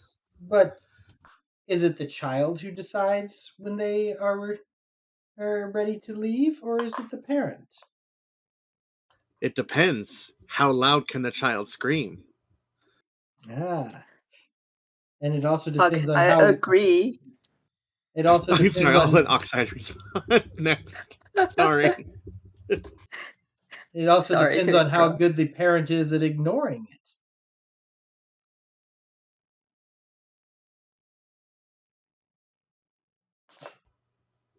Hmm. Yes, Well, but you've given me sometimes, some to think about. yes, but also However, a. I think I'm growing hungry. Ooh, I got just the thing, and I'd like to Tell pull you out what, 2 Oreos. meet me at the court of Athens, not too far from here. The Slovaki Lounge. I shall treat you to supper if you arrive in time.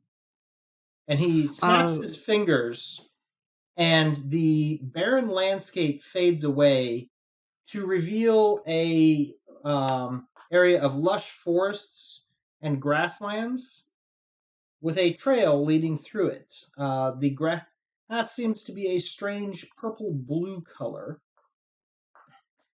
and with a flash of light, Puck vanishes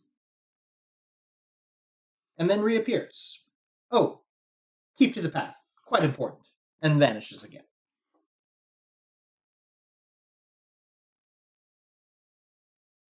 can I do an insight check? I probably should have done that a long time ago. Sure, what are you inciting? Should I stay on the path? Okay.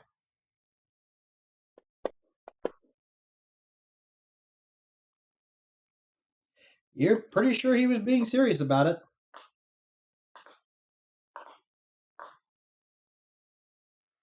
How wide is the path? Oh, it's about 15 feet wide. It's not like it's a real narrow Okay. one. Then Johnny is going to try to stay in the exact center of the path. Okay. Oxide, what are you up to? I'm following the path. Okay. I mean, looking around, there's nothing, right? Except for the No, path and where we're. no, there's a Yeah. path. There's now, like, off to one side, there's a small forest. The other side seems to be enclosed pasture land for grazing and grasslands. It appears that somehow this puck was projecting an illusion to you guys that was hiding the reality of the world. Yay. Is it just Oxide and Johnny here, or is Dole and Eltok also with us? Dole is with you. Eltok is busy with other duties at the moment. Sounds good. Dole, do you want to lead the way? Dole just shrugs, starts walking down the path. I guess I Doesn't will. seem like there's much else we can do. I will let Oxide decide if she wants to go second or in the back. Yeah. She is the medic, and I want to make sure the medic is happy because a happy medic keeps the engineer from blowing themselves up. I'll go second then. Then I get All right. you and Do. So as you're walking your way along, like I said, some of the areas seem to be enclosed with wire fences, almost like pasture land, grazing area. And as you walk along, you begin to hear something that sounds like the combination of the screeching tires of a car crash and the cries of a baby lamb.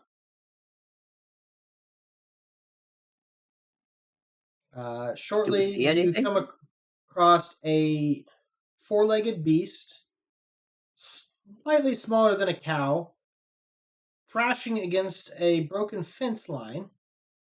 It has a rather large beak-like mouth that you're sure would easily crack bone.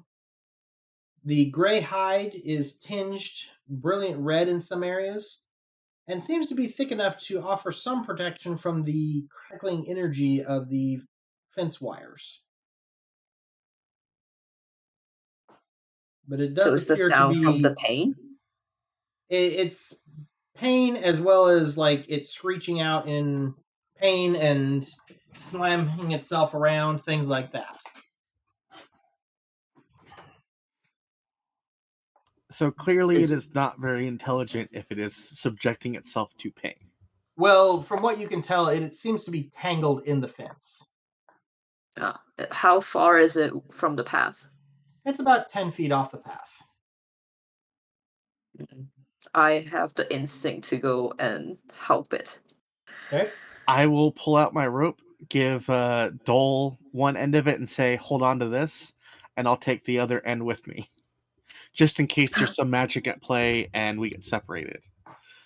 Okay. He stands there holding the rope.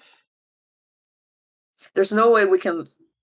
How long is the rope? Can we like lasso the beast away from the fence? Well, considering how tightly the problem seems to be that this is an electric fence and it's tangled in the fence, and then when it gets shocked, it is thrashing around, tangling itself further. Okay. So you need to figure out some way to free it from the fence. Yeah, I hold on to part of the rope and I run towards it. Okay. Give me a perception check and an animal handling check as you step off the path.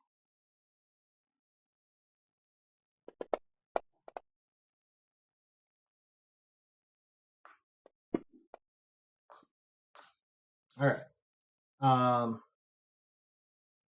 So you charge over to this creature.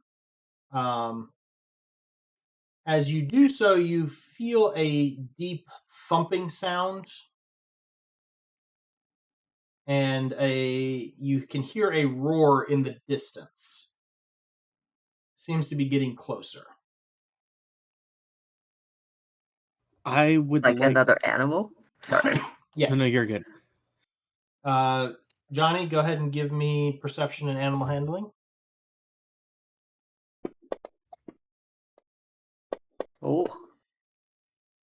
Not very good at animal handling, though. All right. So with that perception, you realize that a couple of posts down, so just a few meters away, is a box that looks like some kind of transformer or control box. Cool. That's exactly what I was going to look for. See if I could You also temporarily. notice the thudding and roar coming closer. I would like to see if I can temporarily turn off the fence long enough for Oxide to help untangle the Okay. the fence, and then be able to re-engage it because Yeah.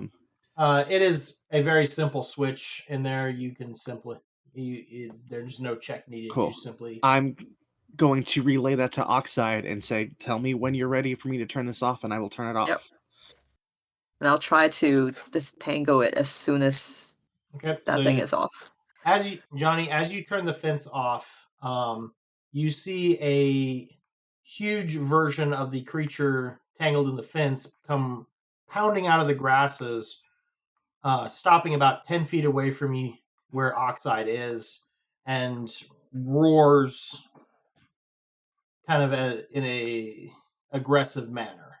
I would like to emit an aura of like calmness. We're trying to help. Just give me an. Well, you can do that next time since this time you were shutting that off. Oxide, okay. what are you? Just trying to disentangle Okay, the so animal you're from the reaching over fence. trying to untangle Oh, this Yeah. guy. Give me a sleight of hand check.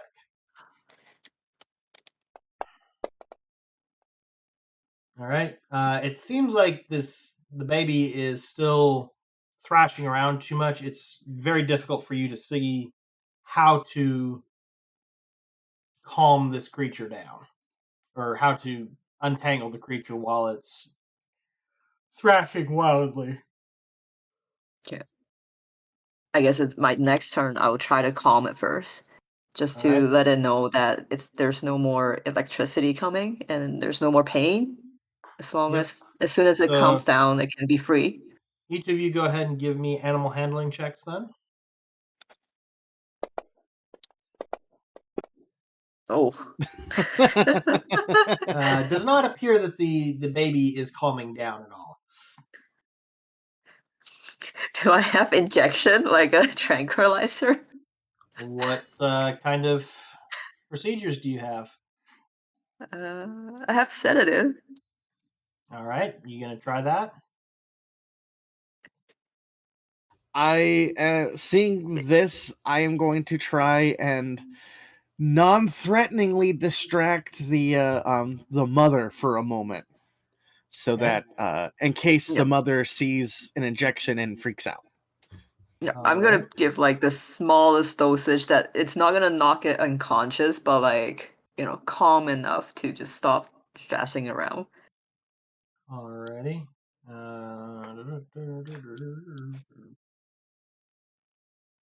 Waiting for this to load up my statistics here.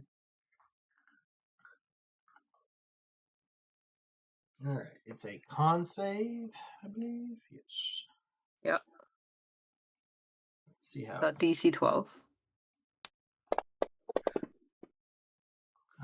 Seems like you put in too small of a dose. This creature is not affected by it in the least. Oh. Is there a way that I could just like, soothing, like make soothing sounds, have like Yep, you can try animal softly handling pet again. it? Okay. I'll just Johnny, give say me another animal handling check. it's okay. Alright. It's gonna be okay. You're gonna be free. Johnny's getting worse at it. Panicking. It's the mom. He's gonna start dancing.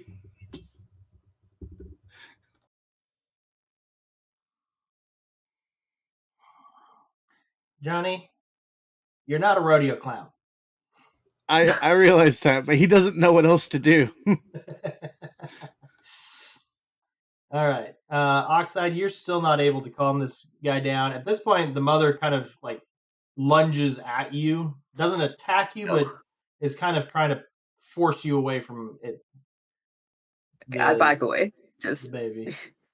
Is there a way to unplug the fence that is currently wrapped around the baby? No, there really isn't a like plug an easy plug in unplug type thing. It's all hardwired. All right. we have wire cutters.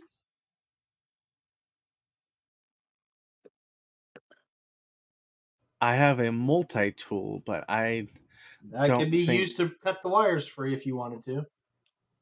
I am gonna do that. All I'm gonna right. cut the wire. Give me a strength check, please.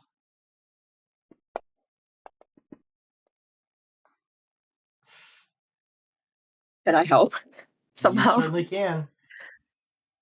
Strength? Yep, that would give Johnny advantage. So roll that again, Johnny. That's a little A better. bit better. All right, so you I- start hacking at the fence lines. It seems like you've gotten one of them partially cut. Can I So pull out my combat knife and try that instead? sure, make a damage roll. What's the mother doing? She staying put or She's kind of hovering nearby. So you snap one of the lines, Johnny, at this point, which allows the baby to like stop being trapped entirely and like stand on the ground. It still can't move, but it's not being held kind of at an awkward angle by these wires. Did that get enough goodwill from the mother to try and untangle it the rest of the way? Make an animal handling check. All right, Can I let's roll see as if. well? Sure. Please do, because I have a -1. All right. Oh, yours is better. No. Oxide, you managed to calm the baby down, which will allow you to finish untangling it.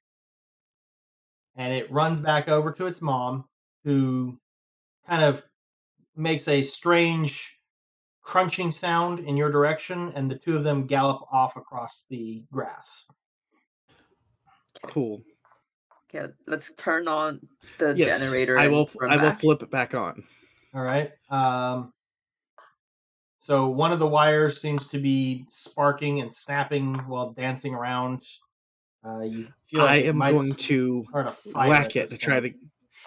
I'm gonna whack it to try to You, fix it. you're going to use your whack it effect? Okay. Yes. Go ahead and Was whack it it. on? Sorry, what happens? Go ahead and whack it. All right. And you get the feeling that you just arc welded it back together by accident. However, your hands are rather numb at the moment as the vibration that was in the line traveled up them and kind of left them all pins and needly feeling for a few minutes. Okay. Cool.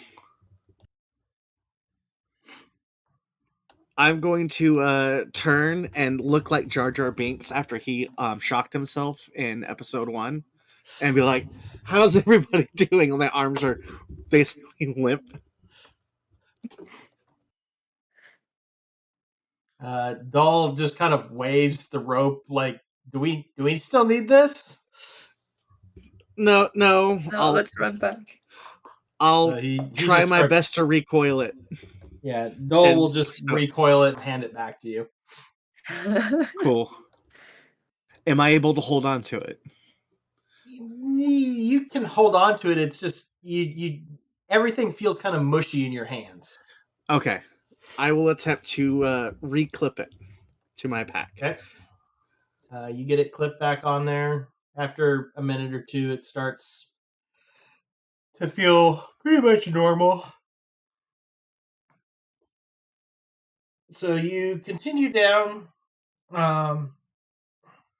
and as you're continuing down the path, you see a large grove of trees about 30 meters off of the pathway. And you can hear somebody yelling. As you get closer, you can hear distinctly that somebody is calling for help.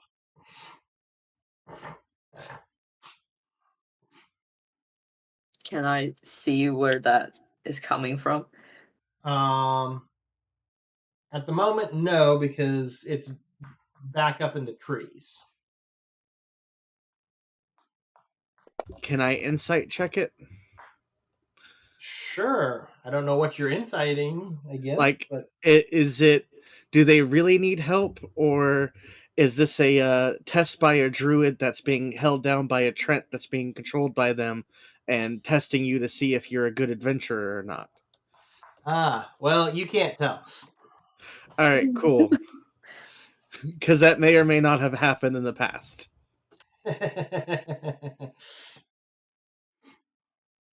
Does it sound like a like what human? I mean, it's speaking the language. Does it sound like a young it female male? the voice is rather.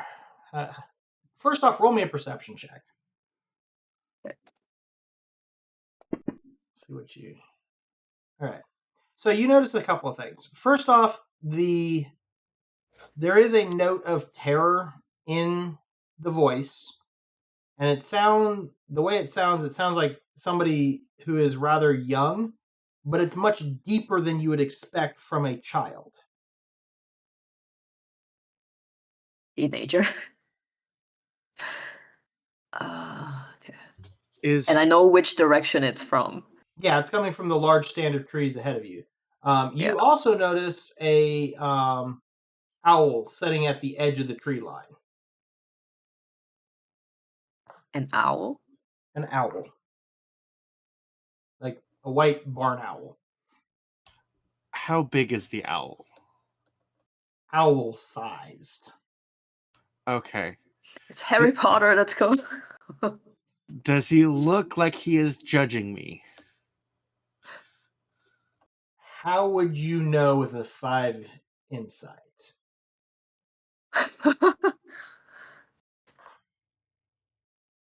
Does the owl look like he wants to lecture me on my engineering skills? Why would an owl be lecturing you on engineering? What? I don't know. You're getting I mean, as a Strixhaven. medic, You're giving me Strixhaven I'm heading over. flashbacks. That's what you were giving me with Strixhaven's flashbacks. Johnny, let's do the rope thing again. All right, I mean, cool. this time it's a forest, so Yes, all right. We will Dole just Ask kind of Dole. shrugs and holds the rope. I mean, Dole, you're welcome to come with us. Nah, I'll just stay here and hold the rope. All right, let's go. cool.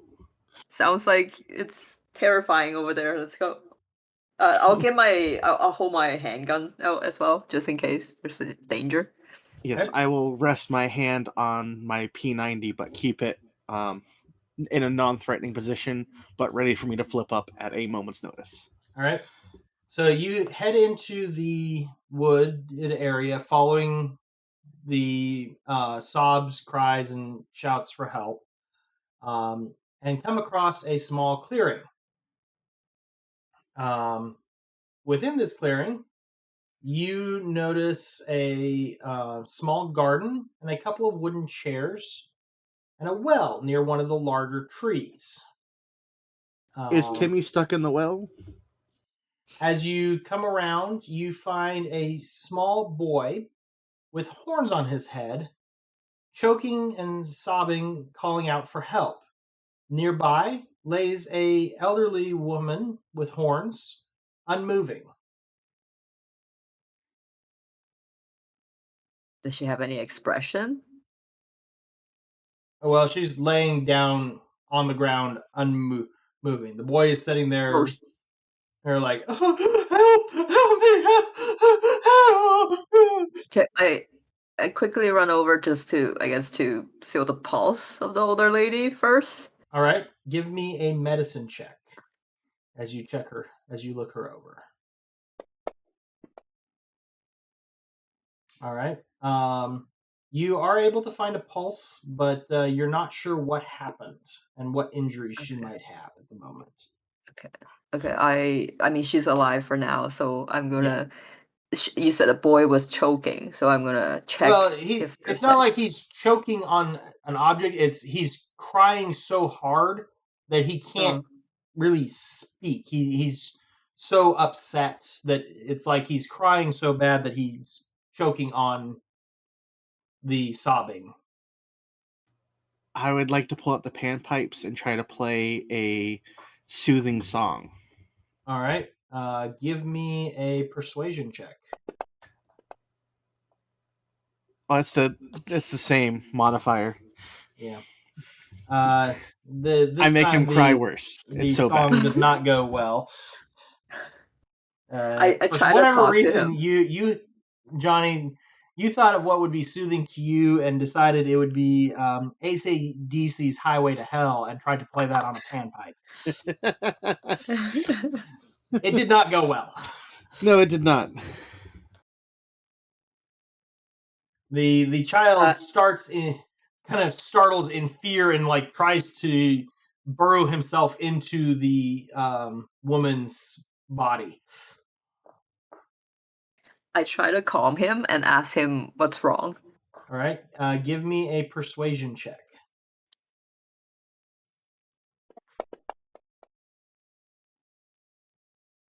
All right. He does not seem to be too aware of you. He's just simply sobbing and like covering his ears from the horrid noise coming from Johnny at the moment. Okay, Johnny, please pause for a second. I'll stop. If he, from my medical experience, does he look hurt or anything, or he's just terrified? If he's Just not hurt, I'm at gonna. a first glance, he does not look hurt. It looks like he's more upset that, from what you can break out between the cries, you think this might be his grandmother. Okay, so I'm gonna focus tending to his grandmother now, because if he's not hurt, I thought he was choking, but if he's fine, I'm trying to help her instead. All right, make me another medicine check, please. Oh, come on. All these 11s. All right, you know what? Hold on. I'm going to take... Oh. I'm resetting the server because it seems like your guys' RNG has gotten horrible. And sometimes I've noticed it can get stuck on certain things. So give it just a second and you can rejoin. All right. And while we're doing this, I'm going to take a coin out of my pocket and go over to the well and toss a coin in and be like, help us. I mean, there's magic at play, so maybe this will toss a coin in the well and give us some juice. Is the owl looking our direction now? Yep, it seems to be watching you. Mm.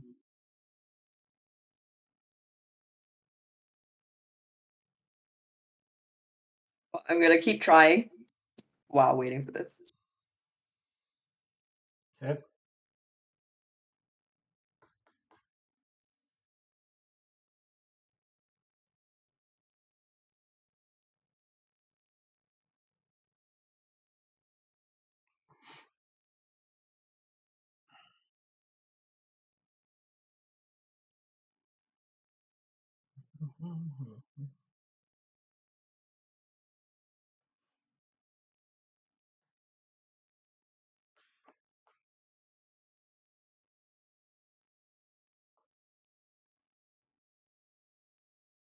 As yours, is the server load? Or is it just me? It's still loading up. Give it just a few minutes. A few more seconds. It's not my end. Nope. It takes it a minute. While my computer's good, it is a little on the old side. One of the things I'm hoping I can do during Black Friday is get the computer updated and replaced. Nice. Hopefully make things a little faster. Good investment. Well, considering I'm running on a computer that can't upgrade to Windows 11, come October of next year, I'm going to need it regardless. Yeah, it's time for the upgrade. Yep. Even though I'm still on Windows 10.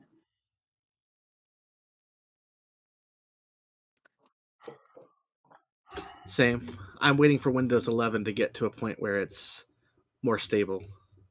Well, I was going to do the same, but considering Microsoft is ending active support of 10 in October of next year, I was going to wait until then, but I had some other computer issues earlier this year, and it's like, might as well just replace it at this point. Yeah. All right, so everything should be up. Yes, I am now able to acquire file list and load in. Yep. It'll probably take a second. Yep. So I'll go ahead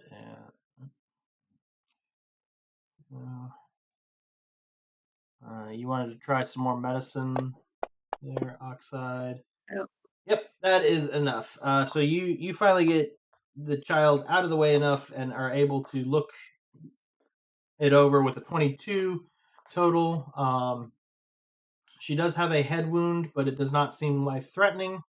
And she broke her arm and leg, but you were able to get those bandaged, splinted, and taken care of. after that, the boy does calm down slightly, and Okay. explains to you that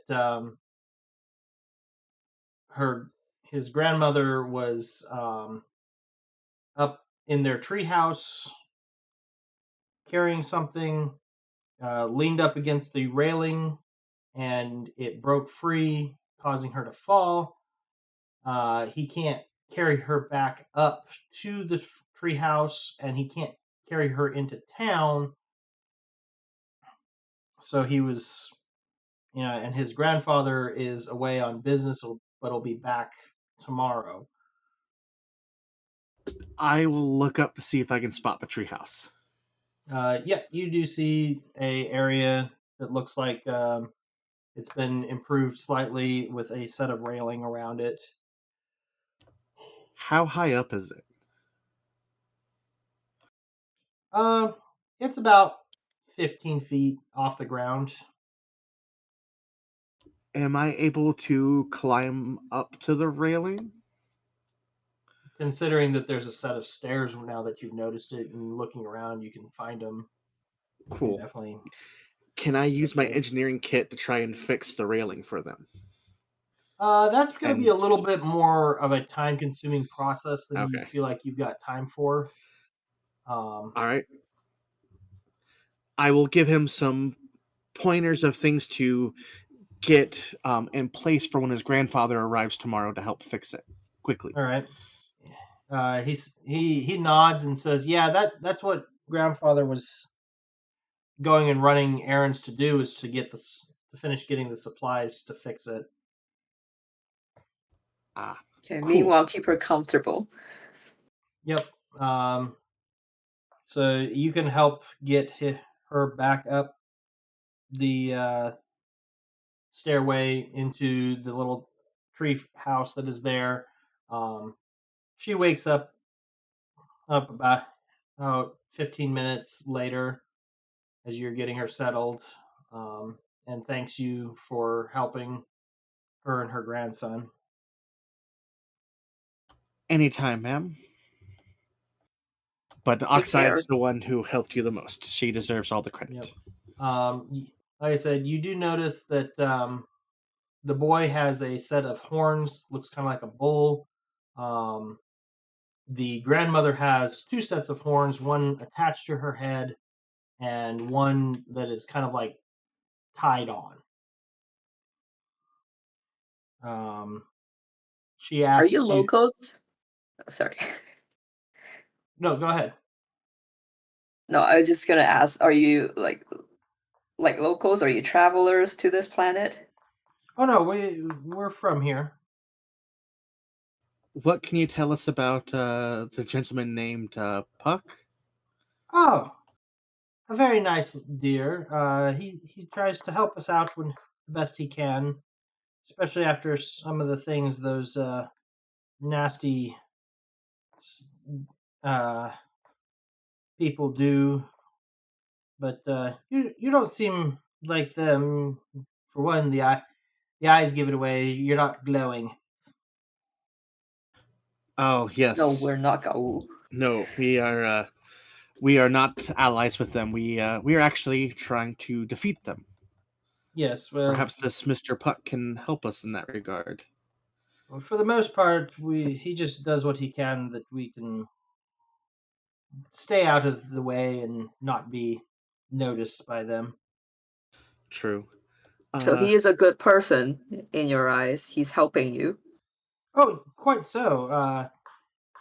He definitely there's several things that he does to help us, including taking care of us as we go through certain changes as we age and stuff like that. How does he help with aging? Uh, you see she kind of looks over at her grandson and kind of seems like she doesn't want to discuss it while he's around. Uh, hey, buddy, do you want me to show you this cool action figure collection over here? He looks at you a little funny and like kind of pulls closer to his grandmother. You make funny sounds. They hurt my ears. I Oh, want to stay okay. here. Do you want an Oreo?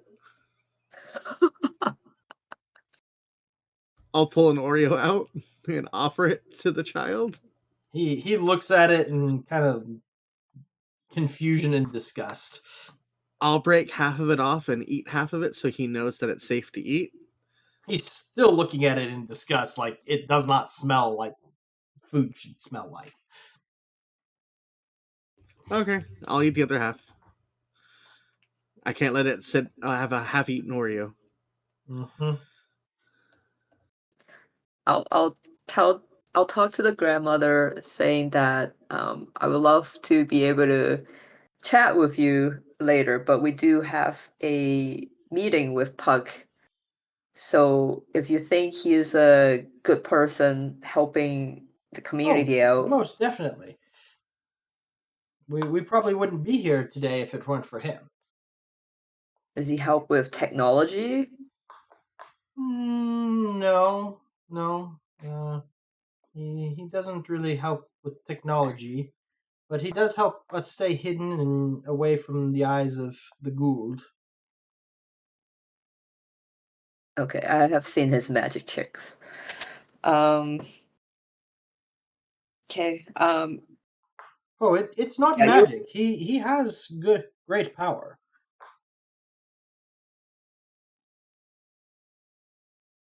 I'd like to learn more about that. Guess we can ask him while we see him. You live here, right? So when Yes. maybe on our way back we can have another conversation. Yes.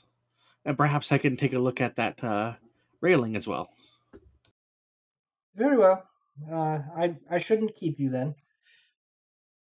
Dig in. Let the nice people go. All right, take care. You as well.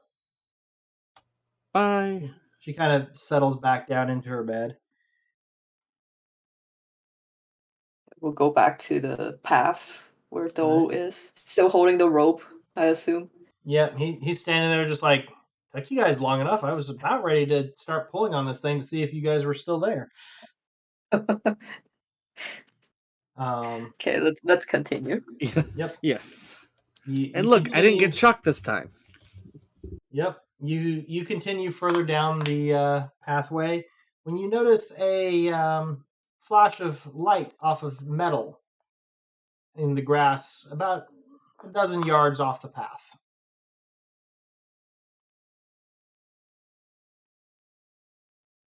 Just a flash. Nothing to be concerned about. Give me a perception check. Because this is nighttime, right? It was nighttime. Now it's midday. Oh, okay. All right. Johnny, you notice that it looks like the DHD is sitting in the grass not far from the path. Oh, it's back. Wait, Huh. are we back? No, the Stargate is nowhere to be seen. The DHD is sitting over here off the path now. I would like to pull out my energy scanner to see if it's giving a normal reading of what a DHD should give off. Again, everything around you is just lit up with energy.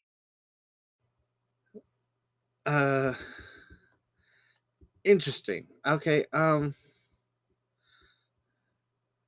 I guess I'll dial Pheonix base.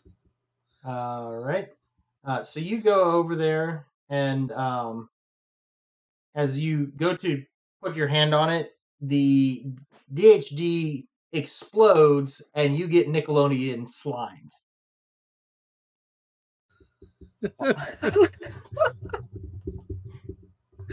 Am I impressed by the explosion, or am I like in disgust that I fell for such an obvious trick? Probably both. You're like, that was a good one, and this is gross, and I should have known better. I should have known better. At least Eltok wasn't here to see this. He would be laughing at me right now. Dole just kind of grins, and you realize he's got a camera. And snap! Dang it! Eltok's going to hear about this one. I will try my best to wipe the slime off. Oh, you wipe and wipe, but it just kind of, at a certain point, just kind of smears around more. What happens if I roll on the... Actually, no, I'm not going to do that, because then it's more ammunition for Eltok. I'm just going to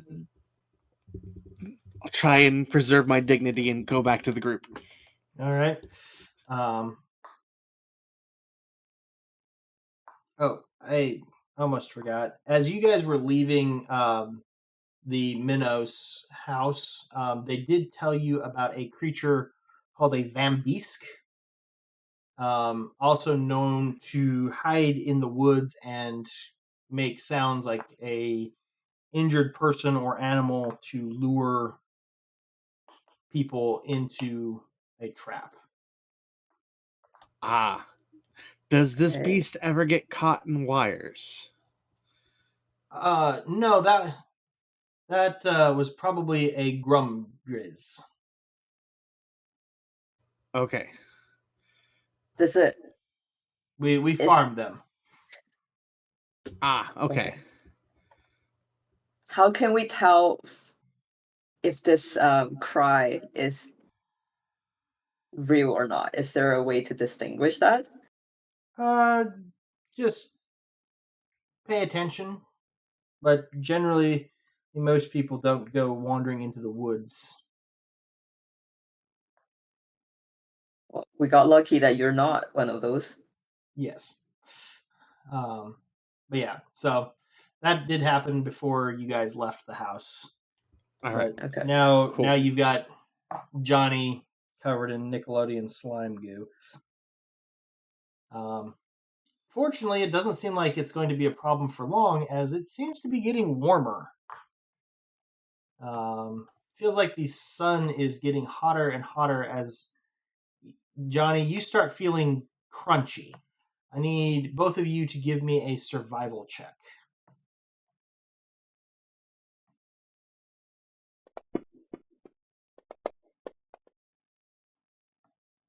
All right, Nice. Oxide, you are good.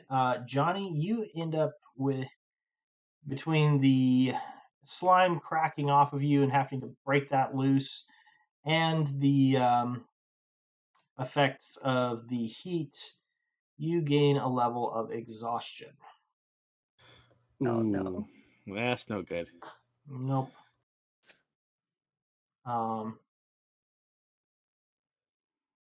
So as you continue down the path, you come across a bottle sitting in the middle of the pathway. A bead of moisture slides down it, and you were sure that it wasn't there just a moment ago. You said a bottle? A bottle. Is it clear? Can we see what's in it? It looks like it's made out of purple glass, and there is liquid inside. There is a note tied around the top of it that says, "A little refreshment on this hot day." Would I have a poison testing kit of some sort? You would need a research kit to try and Okay. analyze this. So, scientist.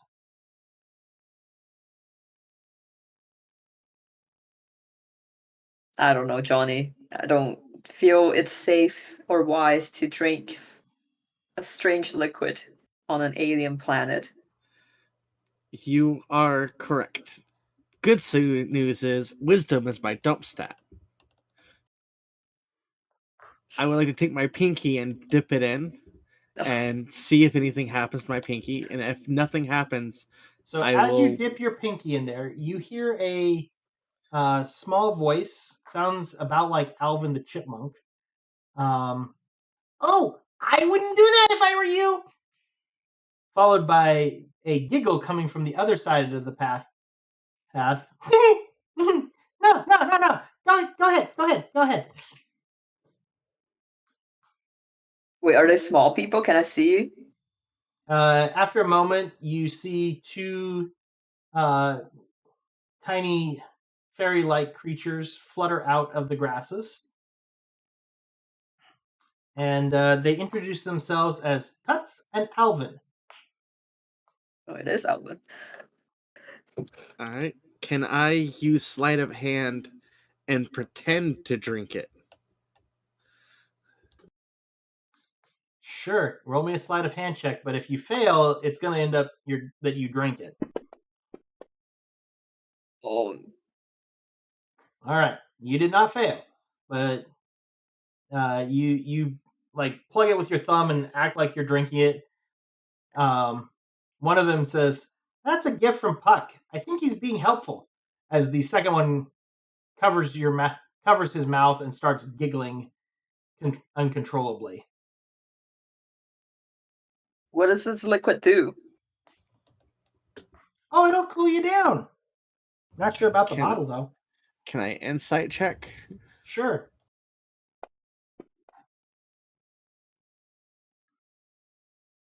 So you realize that they are being truthful about it being refreshing and cooling. But you also realize that there's more to what's going on than they're saying. Would you like to share some? Oh, sure. And one of them like takes his hat off and holds it out like a little drinking cup. Johnny, I get poured. I'll pour half of it into the hat. Oh, it only takes a couple drops to fill his hat up. Oh, okay. And he takes a sip of it. Much better. Nice and cool now.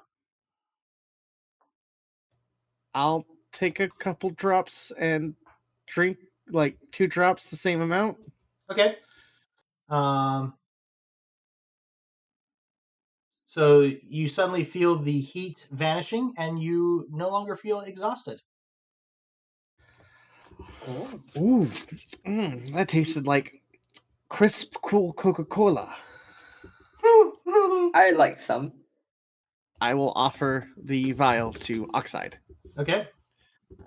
Oxide's also I'll taking also a drink. drink 2 drops. Okay. 2 drops. I'm scared what would happen if you take the whole thing. Just freeze. Yep. All right. So the little sprites giggle at you. Oh, feeling much better now? How do I feel? You feel the exhaust. You feel a little energized and like you don't feel the heat from the sun anymore. Okay, I'm gonna also put 2 drops in a sample container to study it later. Okay. Or, I mean, we could just keep the whole bottle, Yeah. I guess. Dole, do you want some? Or are you good? I think I'm good for now. All right. Oh.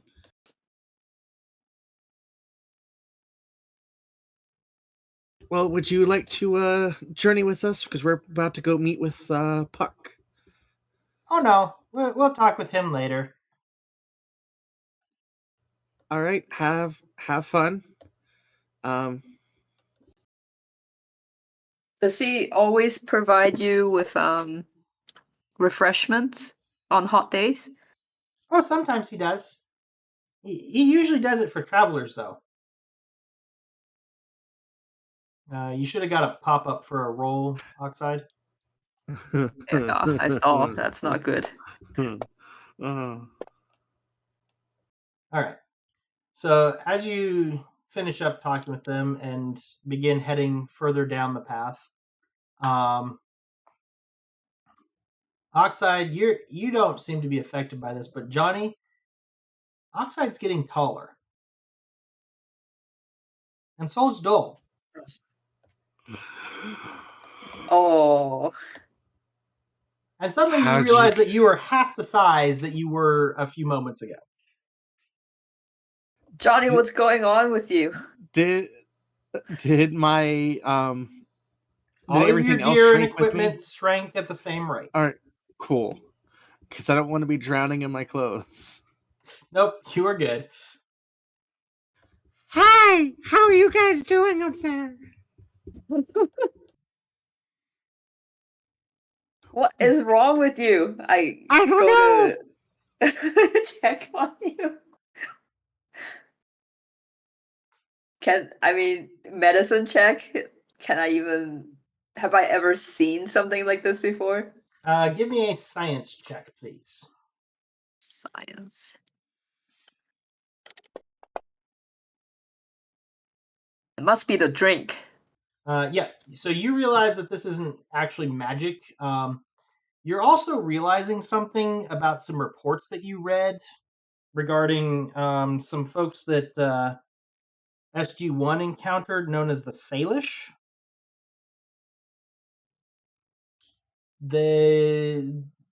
While their gate was buried, they did have some very powerful patrons that was watching out for them and could do stuff similar to what you've seen happen here with Puck. So you've got the feeling that this might be one of the or someone similar to the Salish's guardian spirits. Cool. They were While all also this is happening, the spirits were also known to be shapeshifters.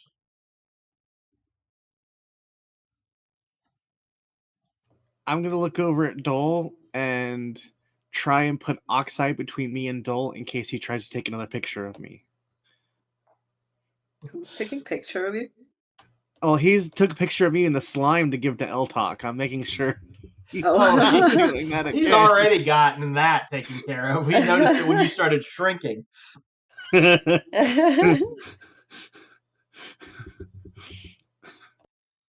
I think it's too late for that. Now let's figure out how to reverse this. Yes. Puck would know. Let's go see him. I guess we gotta trudge on. Can you walk faster? I've got a big head and little arms. So at this point, you can hear Tuts and Alvin flying around, giggling at you. He's got Did you drink too much? I asked Tuck and Elvin if they were originally our size. Oh no, this is our normal size. You also notice that while they drank the liquid, they don't seem to be affected by this at all. I will. Do you want some liquid from my world? And I'm gonna give him some of the whiskey.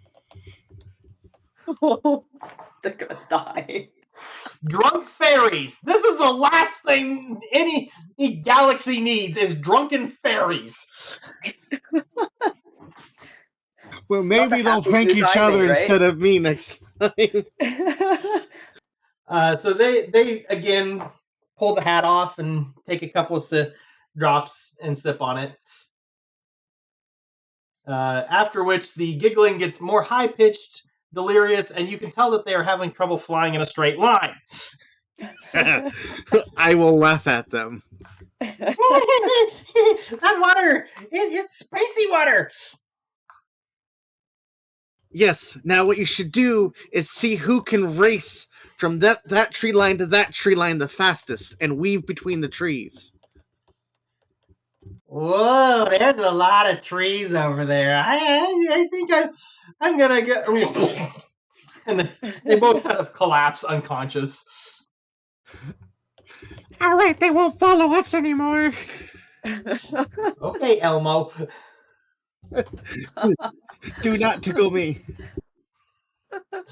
Dole's just like, I wasn't planning on it, but now that you say that... I run away from Dole. Towards the where Puck is. Going as fast as I can as my little legs will carry me. Give me an athletics or acrobatics check, please.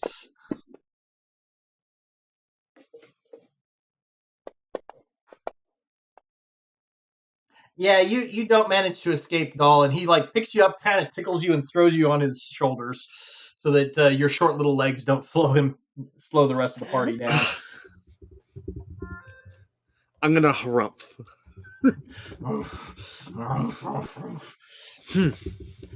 All right. Only because my feet hurt. Sure, little man. Are we there yet? So you continue on, and you hear another voice, fairly deep sounding from some trees. Fire! Fire! Help! Help! Fire! Do I see or smell fire or smoke? Give me a perception check.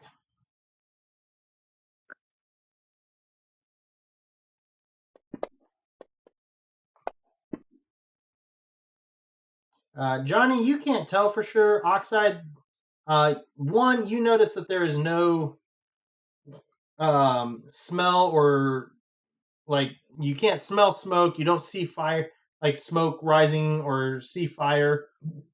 You also notice a creature that looks like a similar to a velociraptor, but with a rather large horn on its head. And instead of just one set of arms, it has like two sets of small arms on the front, crouched in the trees, squawking for help. So is this the creature we were warned about? Probably. I believe so. Once Let's it ignore realizes it. it's been spotted, it just kind of stares at you with four bright green eyes, kind of gives a mocking laugh, and disappears into the tree. Good thing Grandma warned us. Yes. I am very thankful for that. Let's carry forward. Yep. After another little bit,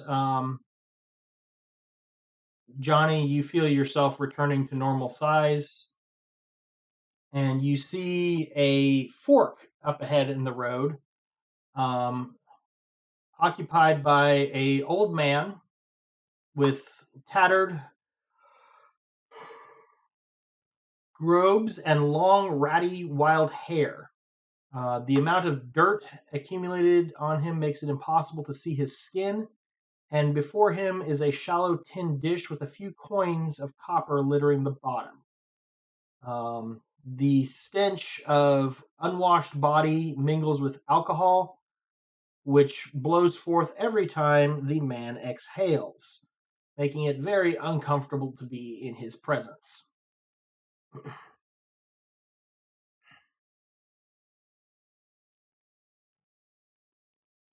Hi, who are you? Oh, me? Uh, I'm Johnny.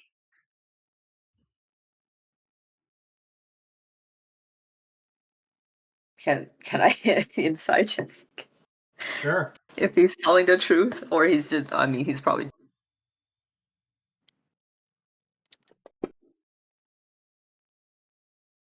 Oh, nice to meet you, Johnny. As you look at him closer, he does bear a striking resemblance to your Johnny, just much dirtier. Yeah, Johnny, you think You this have is like the some twin brother of yours that you've never met before, except he's really dirty. same age, or he's older? A little older looking. All right, then, riddle me this. What's Grandma's famous mac and cheese recipe? He just looks at you and blinks. I ain't had a mac and cheese in I don't know how long. Could you spare me something to eat? He's not trying to impersonate you. It just so happens that he looks very much like you. Okay. All right. He's going to slump his shoulders. His attempt to try to get Grandma's mac and cheese recipe failed. Nice try. But Grandma don't share her mac and cheese recipe with nobody. Nope, she said it's going to be written on her tombstone, and she's stuck to That's it. the only way she's going to let you have it is so that you have to visit her after she's dead, right? Yep. All right. I'll offer him an Oreo. He grabs it and ha, ha, bit dry. You got anything to drink? Give him the I got some. cooling liquid. Yep. You see him take it and he dumps the coins out of the tin and pours it in there and hands the bottle back to you. Much better. Much better. Got anything else to eat, though? That one little cookie ain't much.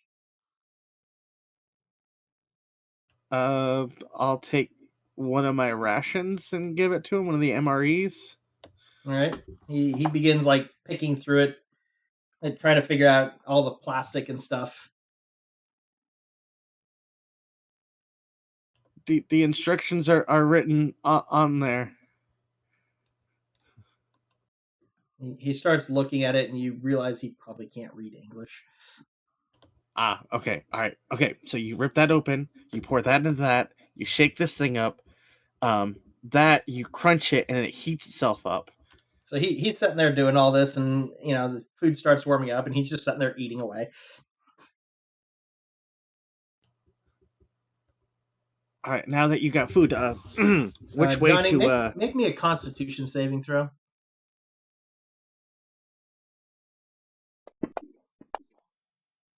All right, so you're able to not gag as you're getting up close to show him how to set up the MRE. Cool. So this is how you put all this together. He's gonna pinch his nose. Do you know which way to Puck's garden or palace or whatever it is? Puck doesn't have a palace. Or his garden, his Athens thing? Oh, the Court of Athens. It's a town Yes. up the road. Which one? There's two. And he continues gorging himself on the MRE. Got any more to drink? I do. What's this? And he pulls out the juice pack and sucks it down. Okay, cool. Which way? Which way to what? The Court of Athens. Oh, it's down the road. Which road? Eating. The road. The only world that we see. We're on it, right? This road, and I'm going to point down one, or that road? Yes. Do they both lead to the Court of Athens? Why would you think they do that? Why would there be a fork in the road if they both lead there? Then which one leads to the Court of Athens? The right road. I'm going to point down the right road and say, if I follow this, will I arrive at the Court of Athens? Are you sure that's not the wrong road?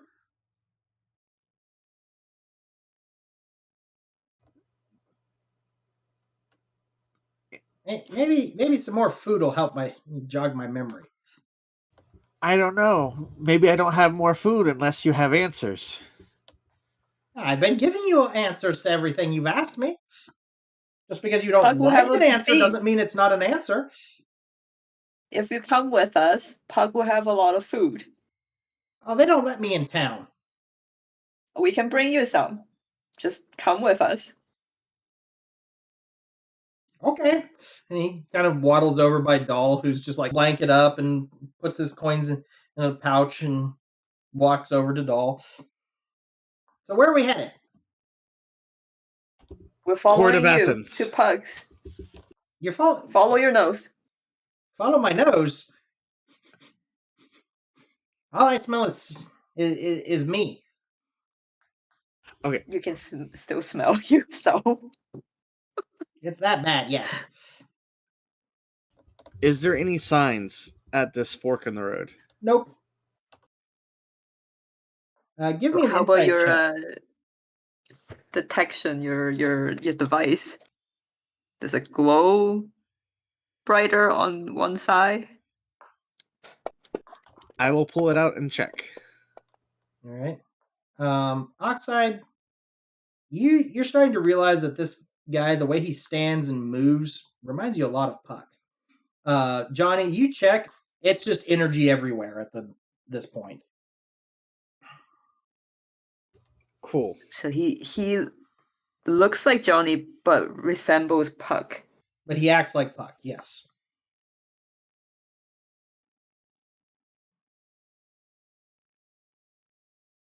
Do you know Puck?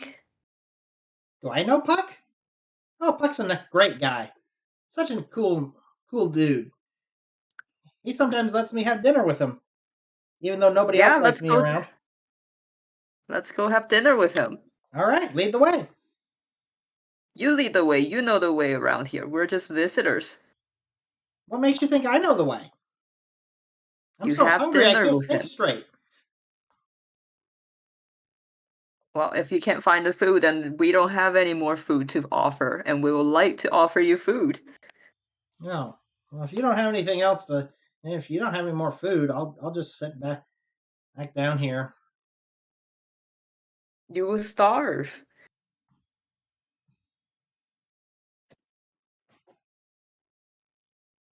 Fine. And he begins walking down one of the paths. All right, we follow. Okay. So after a few steps, he kind of moves around a corner, and as you get there, you realize he is completely vanished. What? Like, we see him vanish? He's just gone.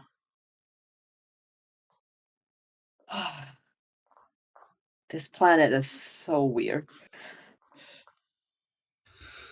Yeah, I would say I think it was that vial we drank, but it's been happening since before then. I mean, it must be Puck. Must be. At least, hopefully, we're on the right path. Let's continue then. Yes. Right. Hey, Dole, is that camera a digital camera or is it a analog? Not analog. Or does it use film? From my understanding, film usually gets scrambled going through the Stargate, so we've only got digital. Cool. Can we look at some of the photos? Yeah, we can look at the photos when we get back to camp with Eltok. Well, I want to see if the camera takes look the picture the cameras take look different than what our eyes see, just in case. They look. It looks exactly the same. Okay. All right. Cool. Did he show us, or is he just telling us this? He told you that. I mean, and you can assume that if he took a picture of you shrinking or getting covered in goo, and it didn't show that, he would have probably said something by now. Okay. All right. Cool. Is this him getting back at me for the whole L-talk thing of chest pumping?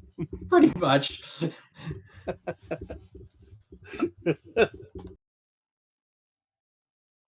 All right. So as you head into town, it seems strangely quiet, and you bump into a what you would assume to be about teenaged native. Again, looks mostly humanoid, but has horns on their head.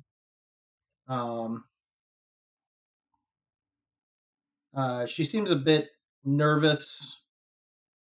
Tries to get past you guys. I have to go. I have to go. Excuse me. Excuse me.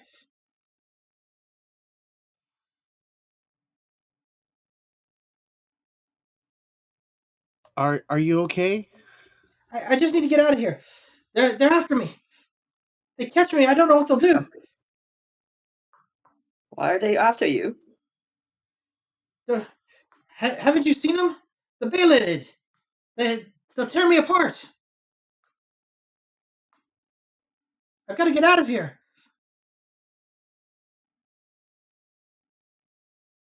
Why are they only targeting you?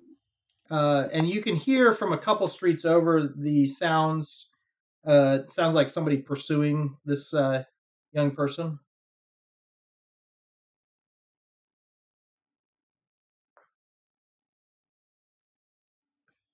She Can seems we to. leave? She believes she's telling the truth, Johnny. Can we lead her to the side so then whoever's pursuing her, like, So lose if you sight try of her and for grab a now? hold of her, give me an athletics check, please.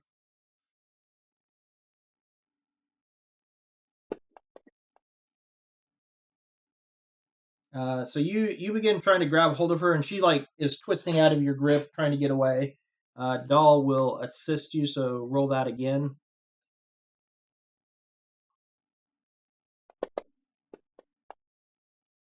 All right. So with Doll's help, you are able to kind of grab hold of her and lead her off into the shadows. She continues fighting the whole way, saying, "They don't want me to change. They'll try and kill me first. I've got to get out of here."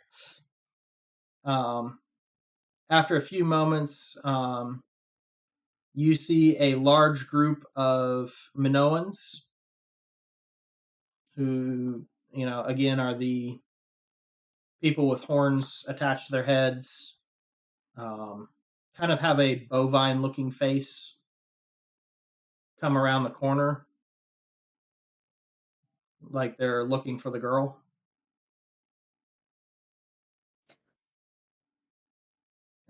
As you look, you realize that they've got like long poles with like a man catcher on the end that would act kind of like a dog catcher's collar or something like that to grab a hold of somebody and keep control of them while keeping them at arm's length.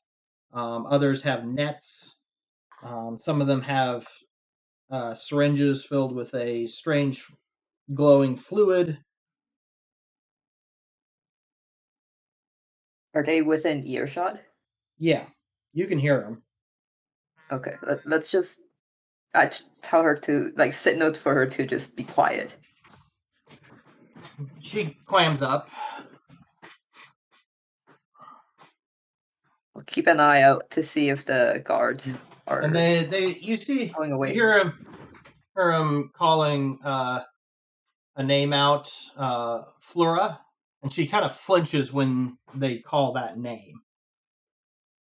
And they keep, Flora, please, you've got to take your medicine. Please come back. If you don't, you'll turn into one of them.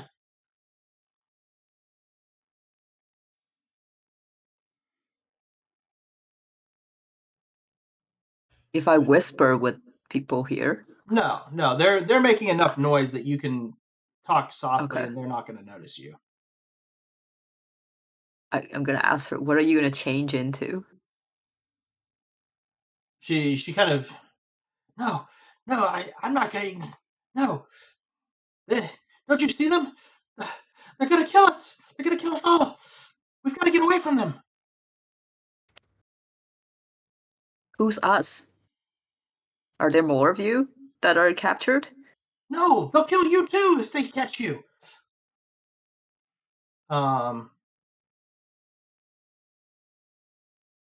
You can roll an insight check if you want.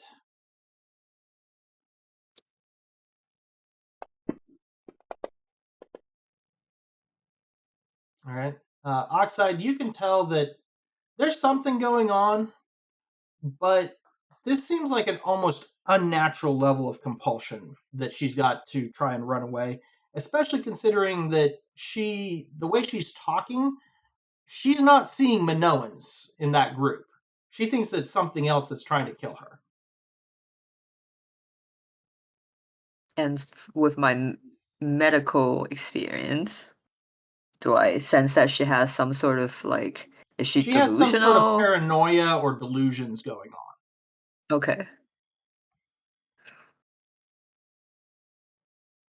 Do we still have that empty vial that had the liquid in it? You do. The I would like to. shrinking one? Yeah, I would like to.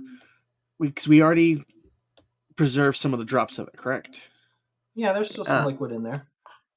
All right. I will pour the rest of the liquid into another container for research purposes later, and then take my canteen out and clean it out and fill it with water and offer her some fresh water. Okay. She'll take a drink of it, but you notice she's like so shaky she can't really just like drink it. She's shaking and kind of like a cornered animal, terrified, trying to get away. But Dole just has a grip on her that she can't just walk away.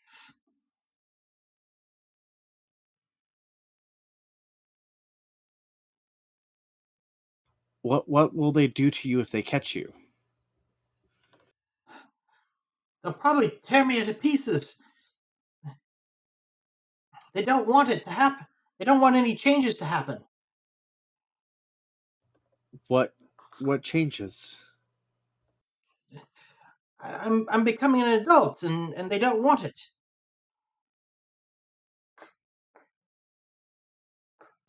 Why don't they want it? I just know that they'll kill me if they catch me. Why would they kill you for turning adult? Do you... You realize this is a group of adults that are looking for her. So you're not quite sure what's going on there. She look human? I think I missed it. She's human, right? Or she's Okay, so they are not human per se. Let me see if I can get this.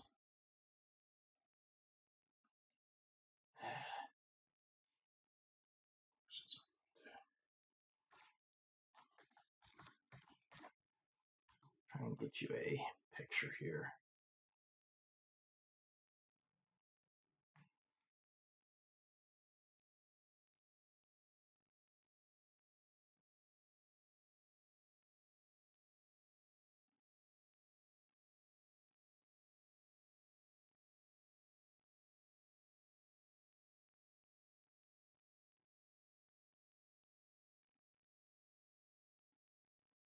Come on.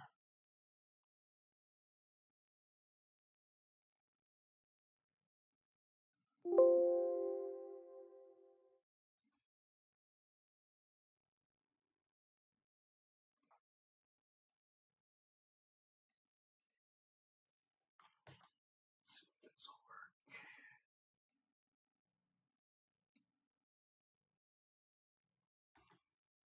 There we go. All right. Should be popping up in the Pheonix channel general chat. Okay. Picture of what these guys look like. Ah, okay. Wait, are they the same as the Yes, young boy these and are the all the grandma? same people. These are all the same people. Okay. Okay. No, okay. I mean, grandma did mention something about aging. Maybe something special goes around whenever they reach a milestone.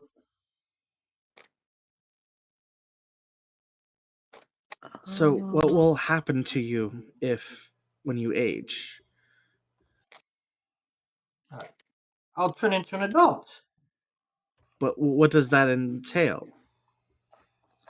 I honestly, I don't know. I just know I'll change, and I haven't seen anybody who's gone through the change because they try and kill him before it happens. Why? But they are adults. Why aren't they killed? She kind of looks at you confused. They're not adults. They're Baelids. They'll kill you. Don't you see their claws and their teeth? No. They look exactly like you, but adults. So go ahead and give me a persuasion check at this point.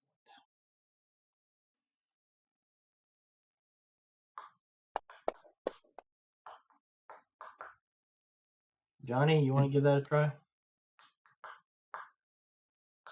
Johnny, you see what I'm Okay. seeing, right? Yeah, but I'm giving the exact same answer. Though? Uh, Are we having delusions? Hey, Dol, let's try taking a picture of them and show it to her. Dole is able to kind of like calm her down, and he looks at you guys and says, "No, they look exactly the same. I think whatever change she's talking about is causing her to hallucinate." As the group starts slowly moving further away. Um, Still calling out for this girl. yeah, I'm feeling like maybe we should split up the group. You guys, like, And we maybe find Doll can stay here with her, and then we'll go talk to the adults. that sounds like a good plan.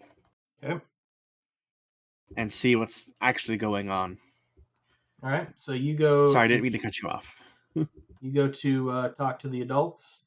Yeah, without giving her away, but like just to see, like what Yep.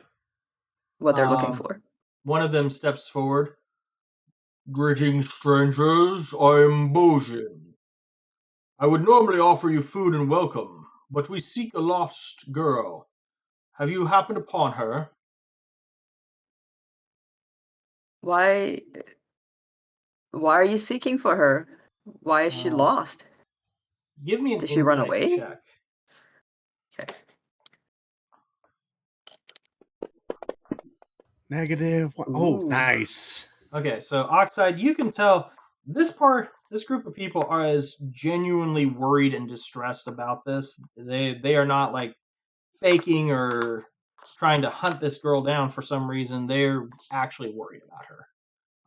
When you ask about the reason, make me a persuasion check.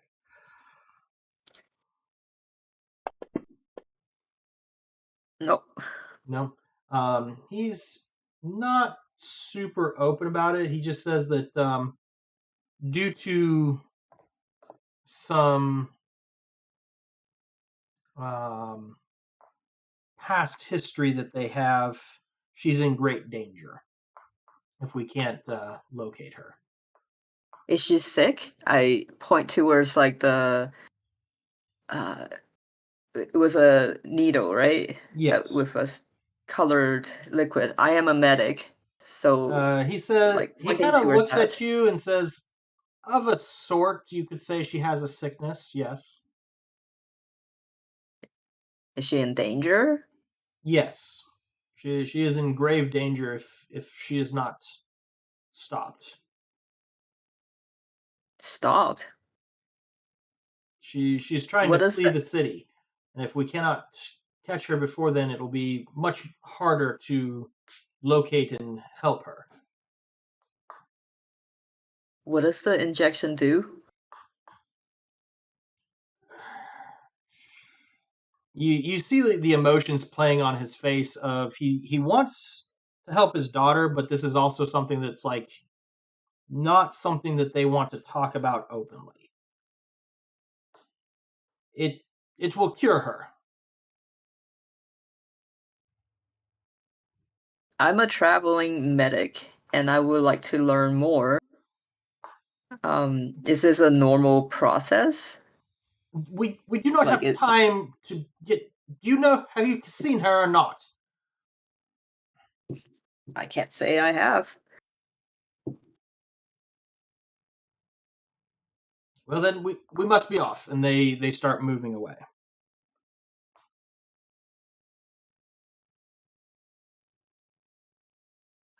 Can we,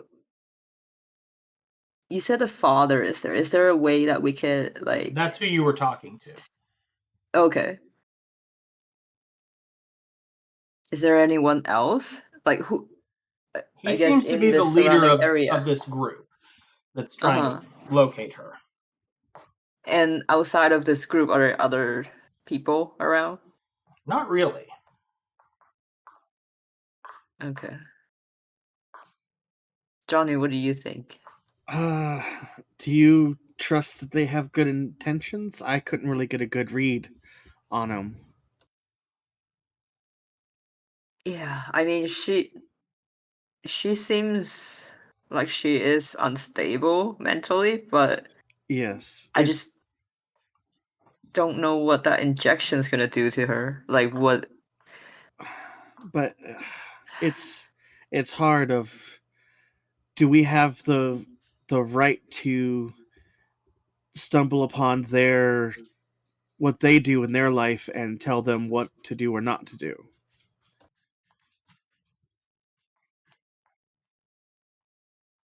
I do not usually interfere, Agreed. And there was but a wise group of individuals from a show from the Tawret talking about the Prime Directive. It's only a matter of time till the Prime Directive gets brought up in Stargate, regardless. Yes, and they would not interfere unless, well, they wouldn't interfere in the first place. And is it our place to stop them? This could be something that saves the girl, but it could also be something that's horrible.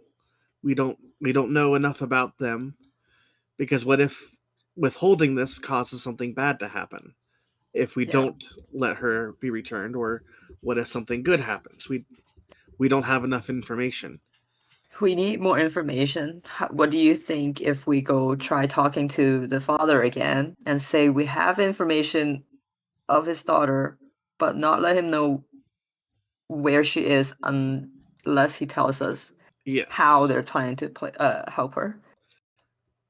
we can try that, but I seeing how distraught he is, he may fixate on the fact that we know where and not refuse to answer until we give up the information. So we'll have to play that very carefully. You seem to have more of an inroad, so I will let you take the lead on that. All right. And So I will you assist as much as I can. So I would like to try and take the help action throughout all this to give her advantage. okay. So you guys head back down the path, trying to catch up with him.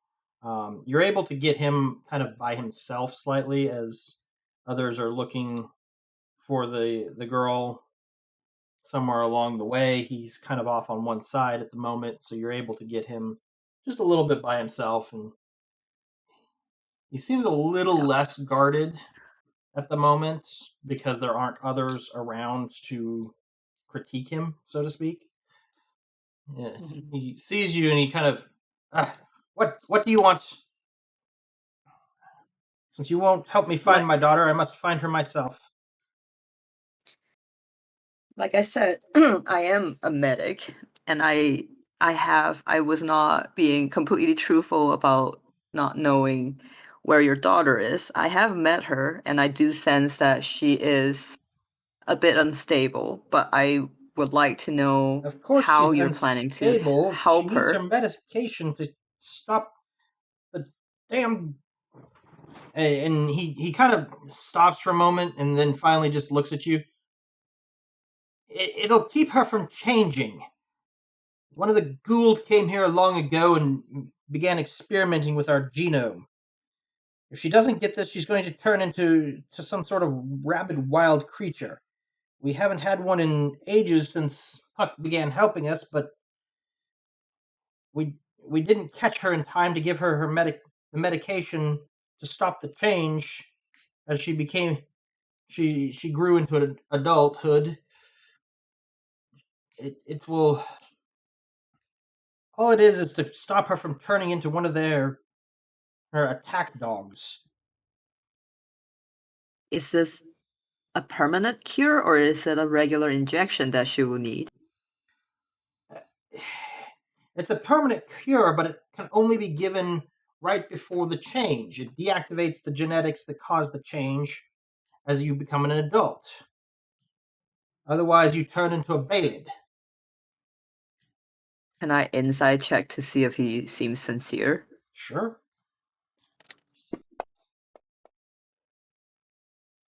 He is telling the truth as he knows it. How long do you have? We probably only have a few more minutes before she can get out of the city. If that happens, the change may take some time, but if she's outside the city, we'll never catch her.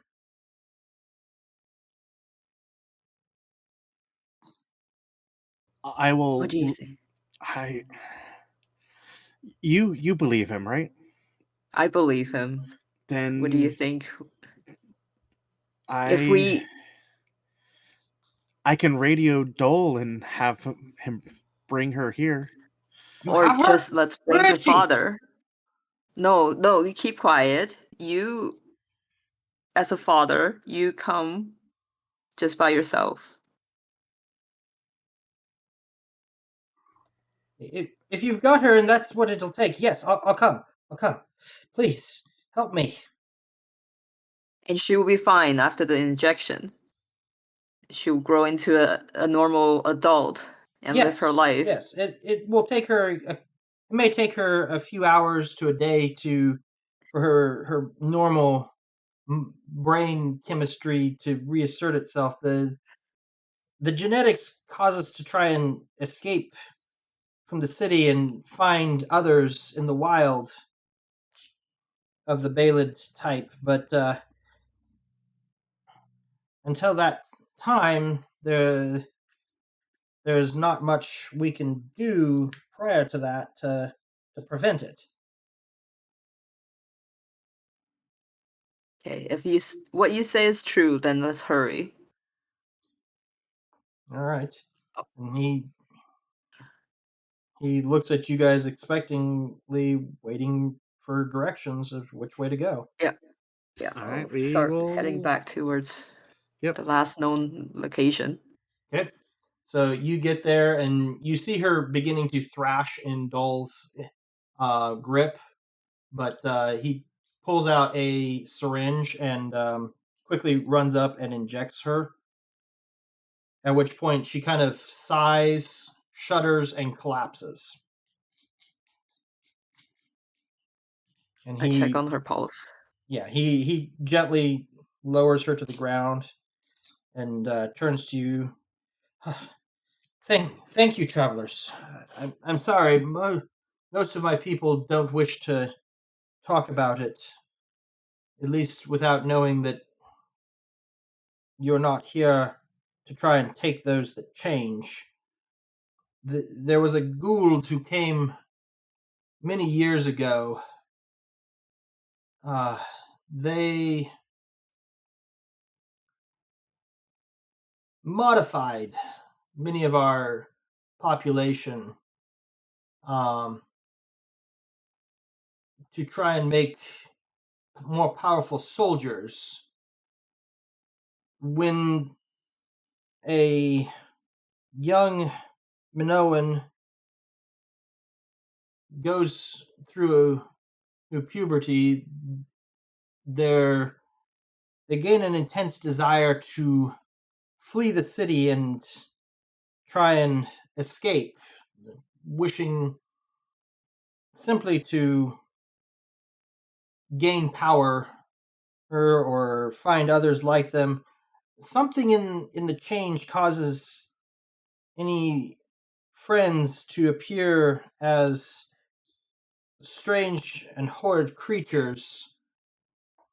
Uh, that's why she was fleeing from us. Is she honestly did believe that we were some kind of beast out to kill her. But with this antidote, she should be fine. It will take her.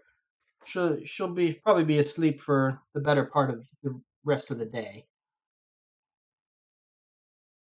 We'll be back to check on her to make sure she is okay. Because that is partially why. Well, not partially. That is the reason why we were very secretive. Is she did genuinely fear for her life, and we wanted to make sure she was safe. Understandable. I'm sure you mentioned you knew Puck. I'm sure he could probably explain it better, as he's the one that created the cure for us. Pup seems to be very helpful around here. Oh, he is quite useful. Is he one of the locals? No, he came from somewhere else. We don't know where he's from, but he brought great knowledge and skills that have helped us, given us the freedom from the that curse, as well as keeps us hidden from the other Gould who might try to take advantage of us. Does he want He, anything in return from you? not that I'm aware of. He just seems to enjoy having us around.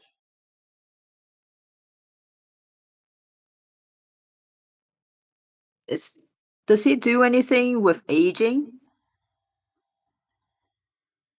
We With met a a older oh, lady. well, at this point you can put it together that what she was talking about, the aging, was as transitioning into an adulthood, and that you go through this change. She didn't want to Okay. worry her grandson about it because he was still fairly young. Oh, okay. I thought it was like an old age thing. No. Okay. Yeah, same thing. Yeah, she was purposely being cryptic because she didn't want to worry her grandson. Hmm. Um, so as you walk along, you find yourself outside the Slovaki lounge, um, and Bojan thanks you. Says, "I believe you mentioned an appointment here. Yes, with I Puck. will. I will take my daughter home to rest, um, but you should probably speak with him." I will take care. Yep. So as you step inside,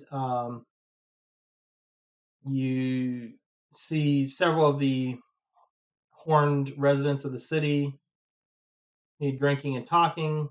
At a large table by himself, you see Puck swirling what appears to be a glass of red wine as he sniffs it. Though his eyes are closed, he says, "Ah, I see you accepted my invitation. Just in time, dinner is about to be served."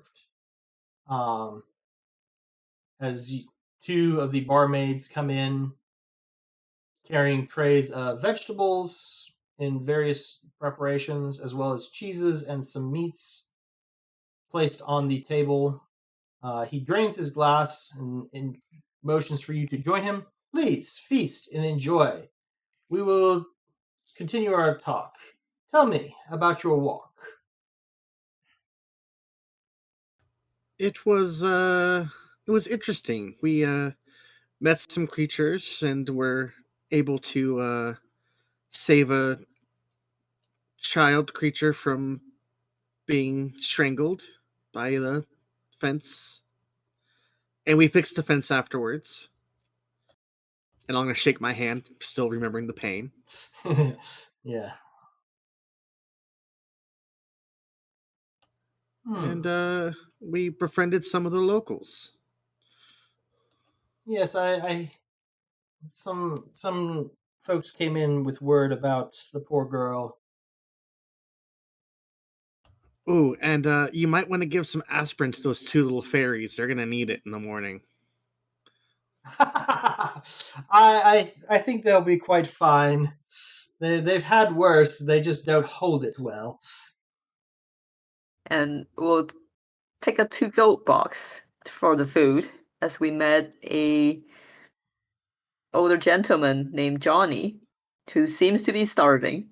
He just grins and says, "Ah, well, he is eating quite well right now," as he puts some food in his mouth and eats it.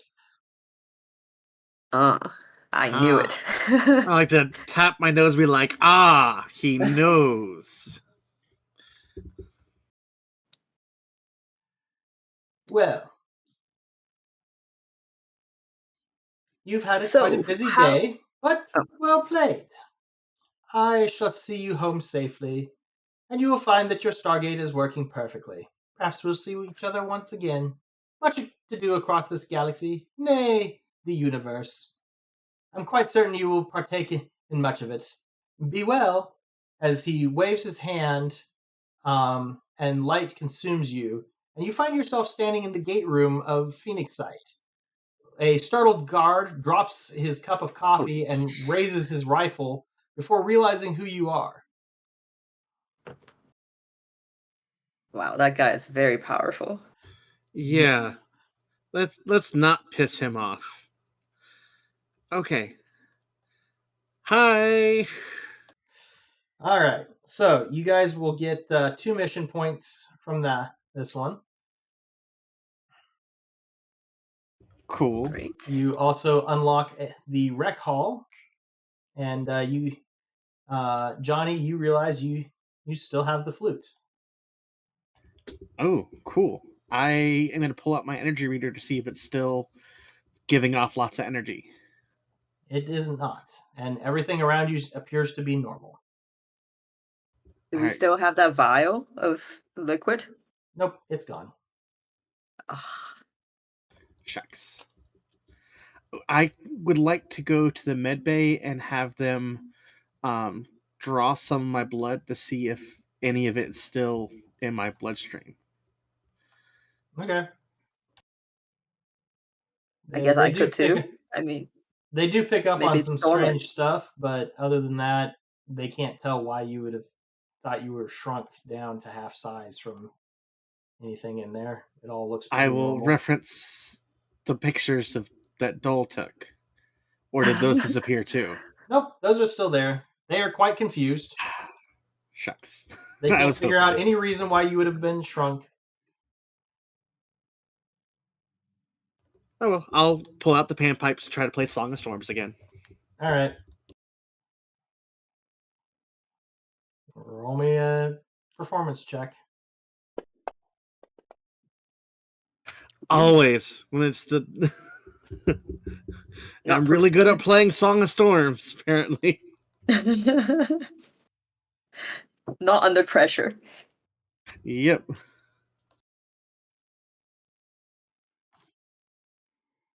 All righty. So, with that, you guys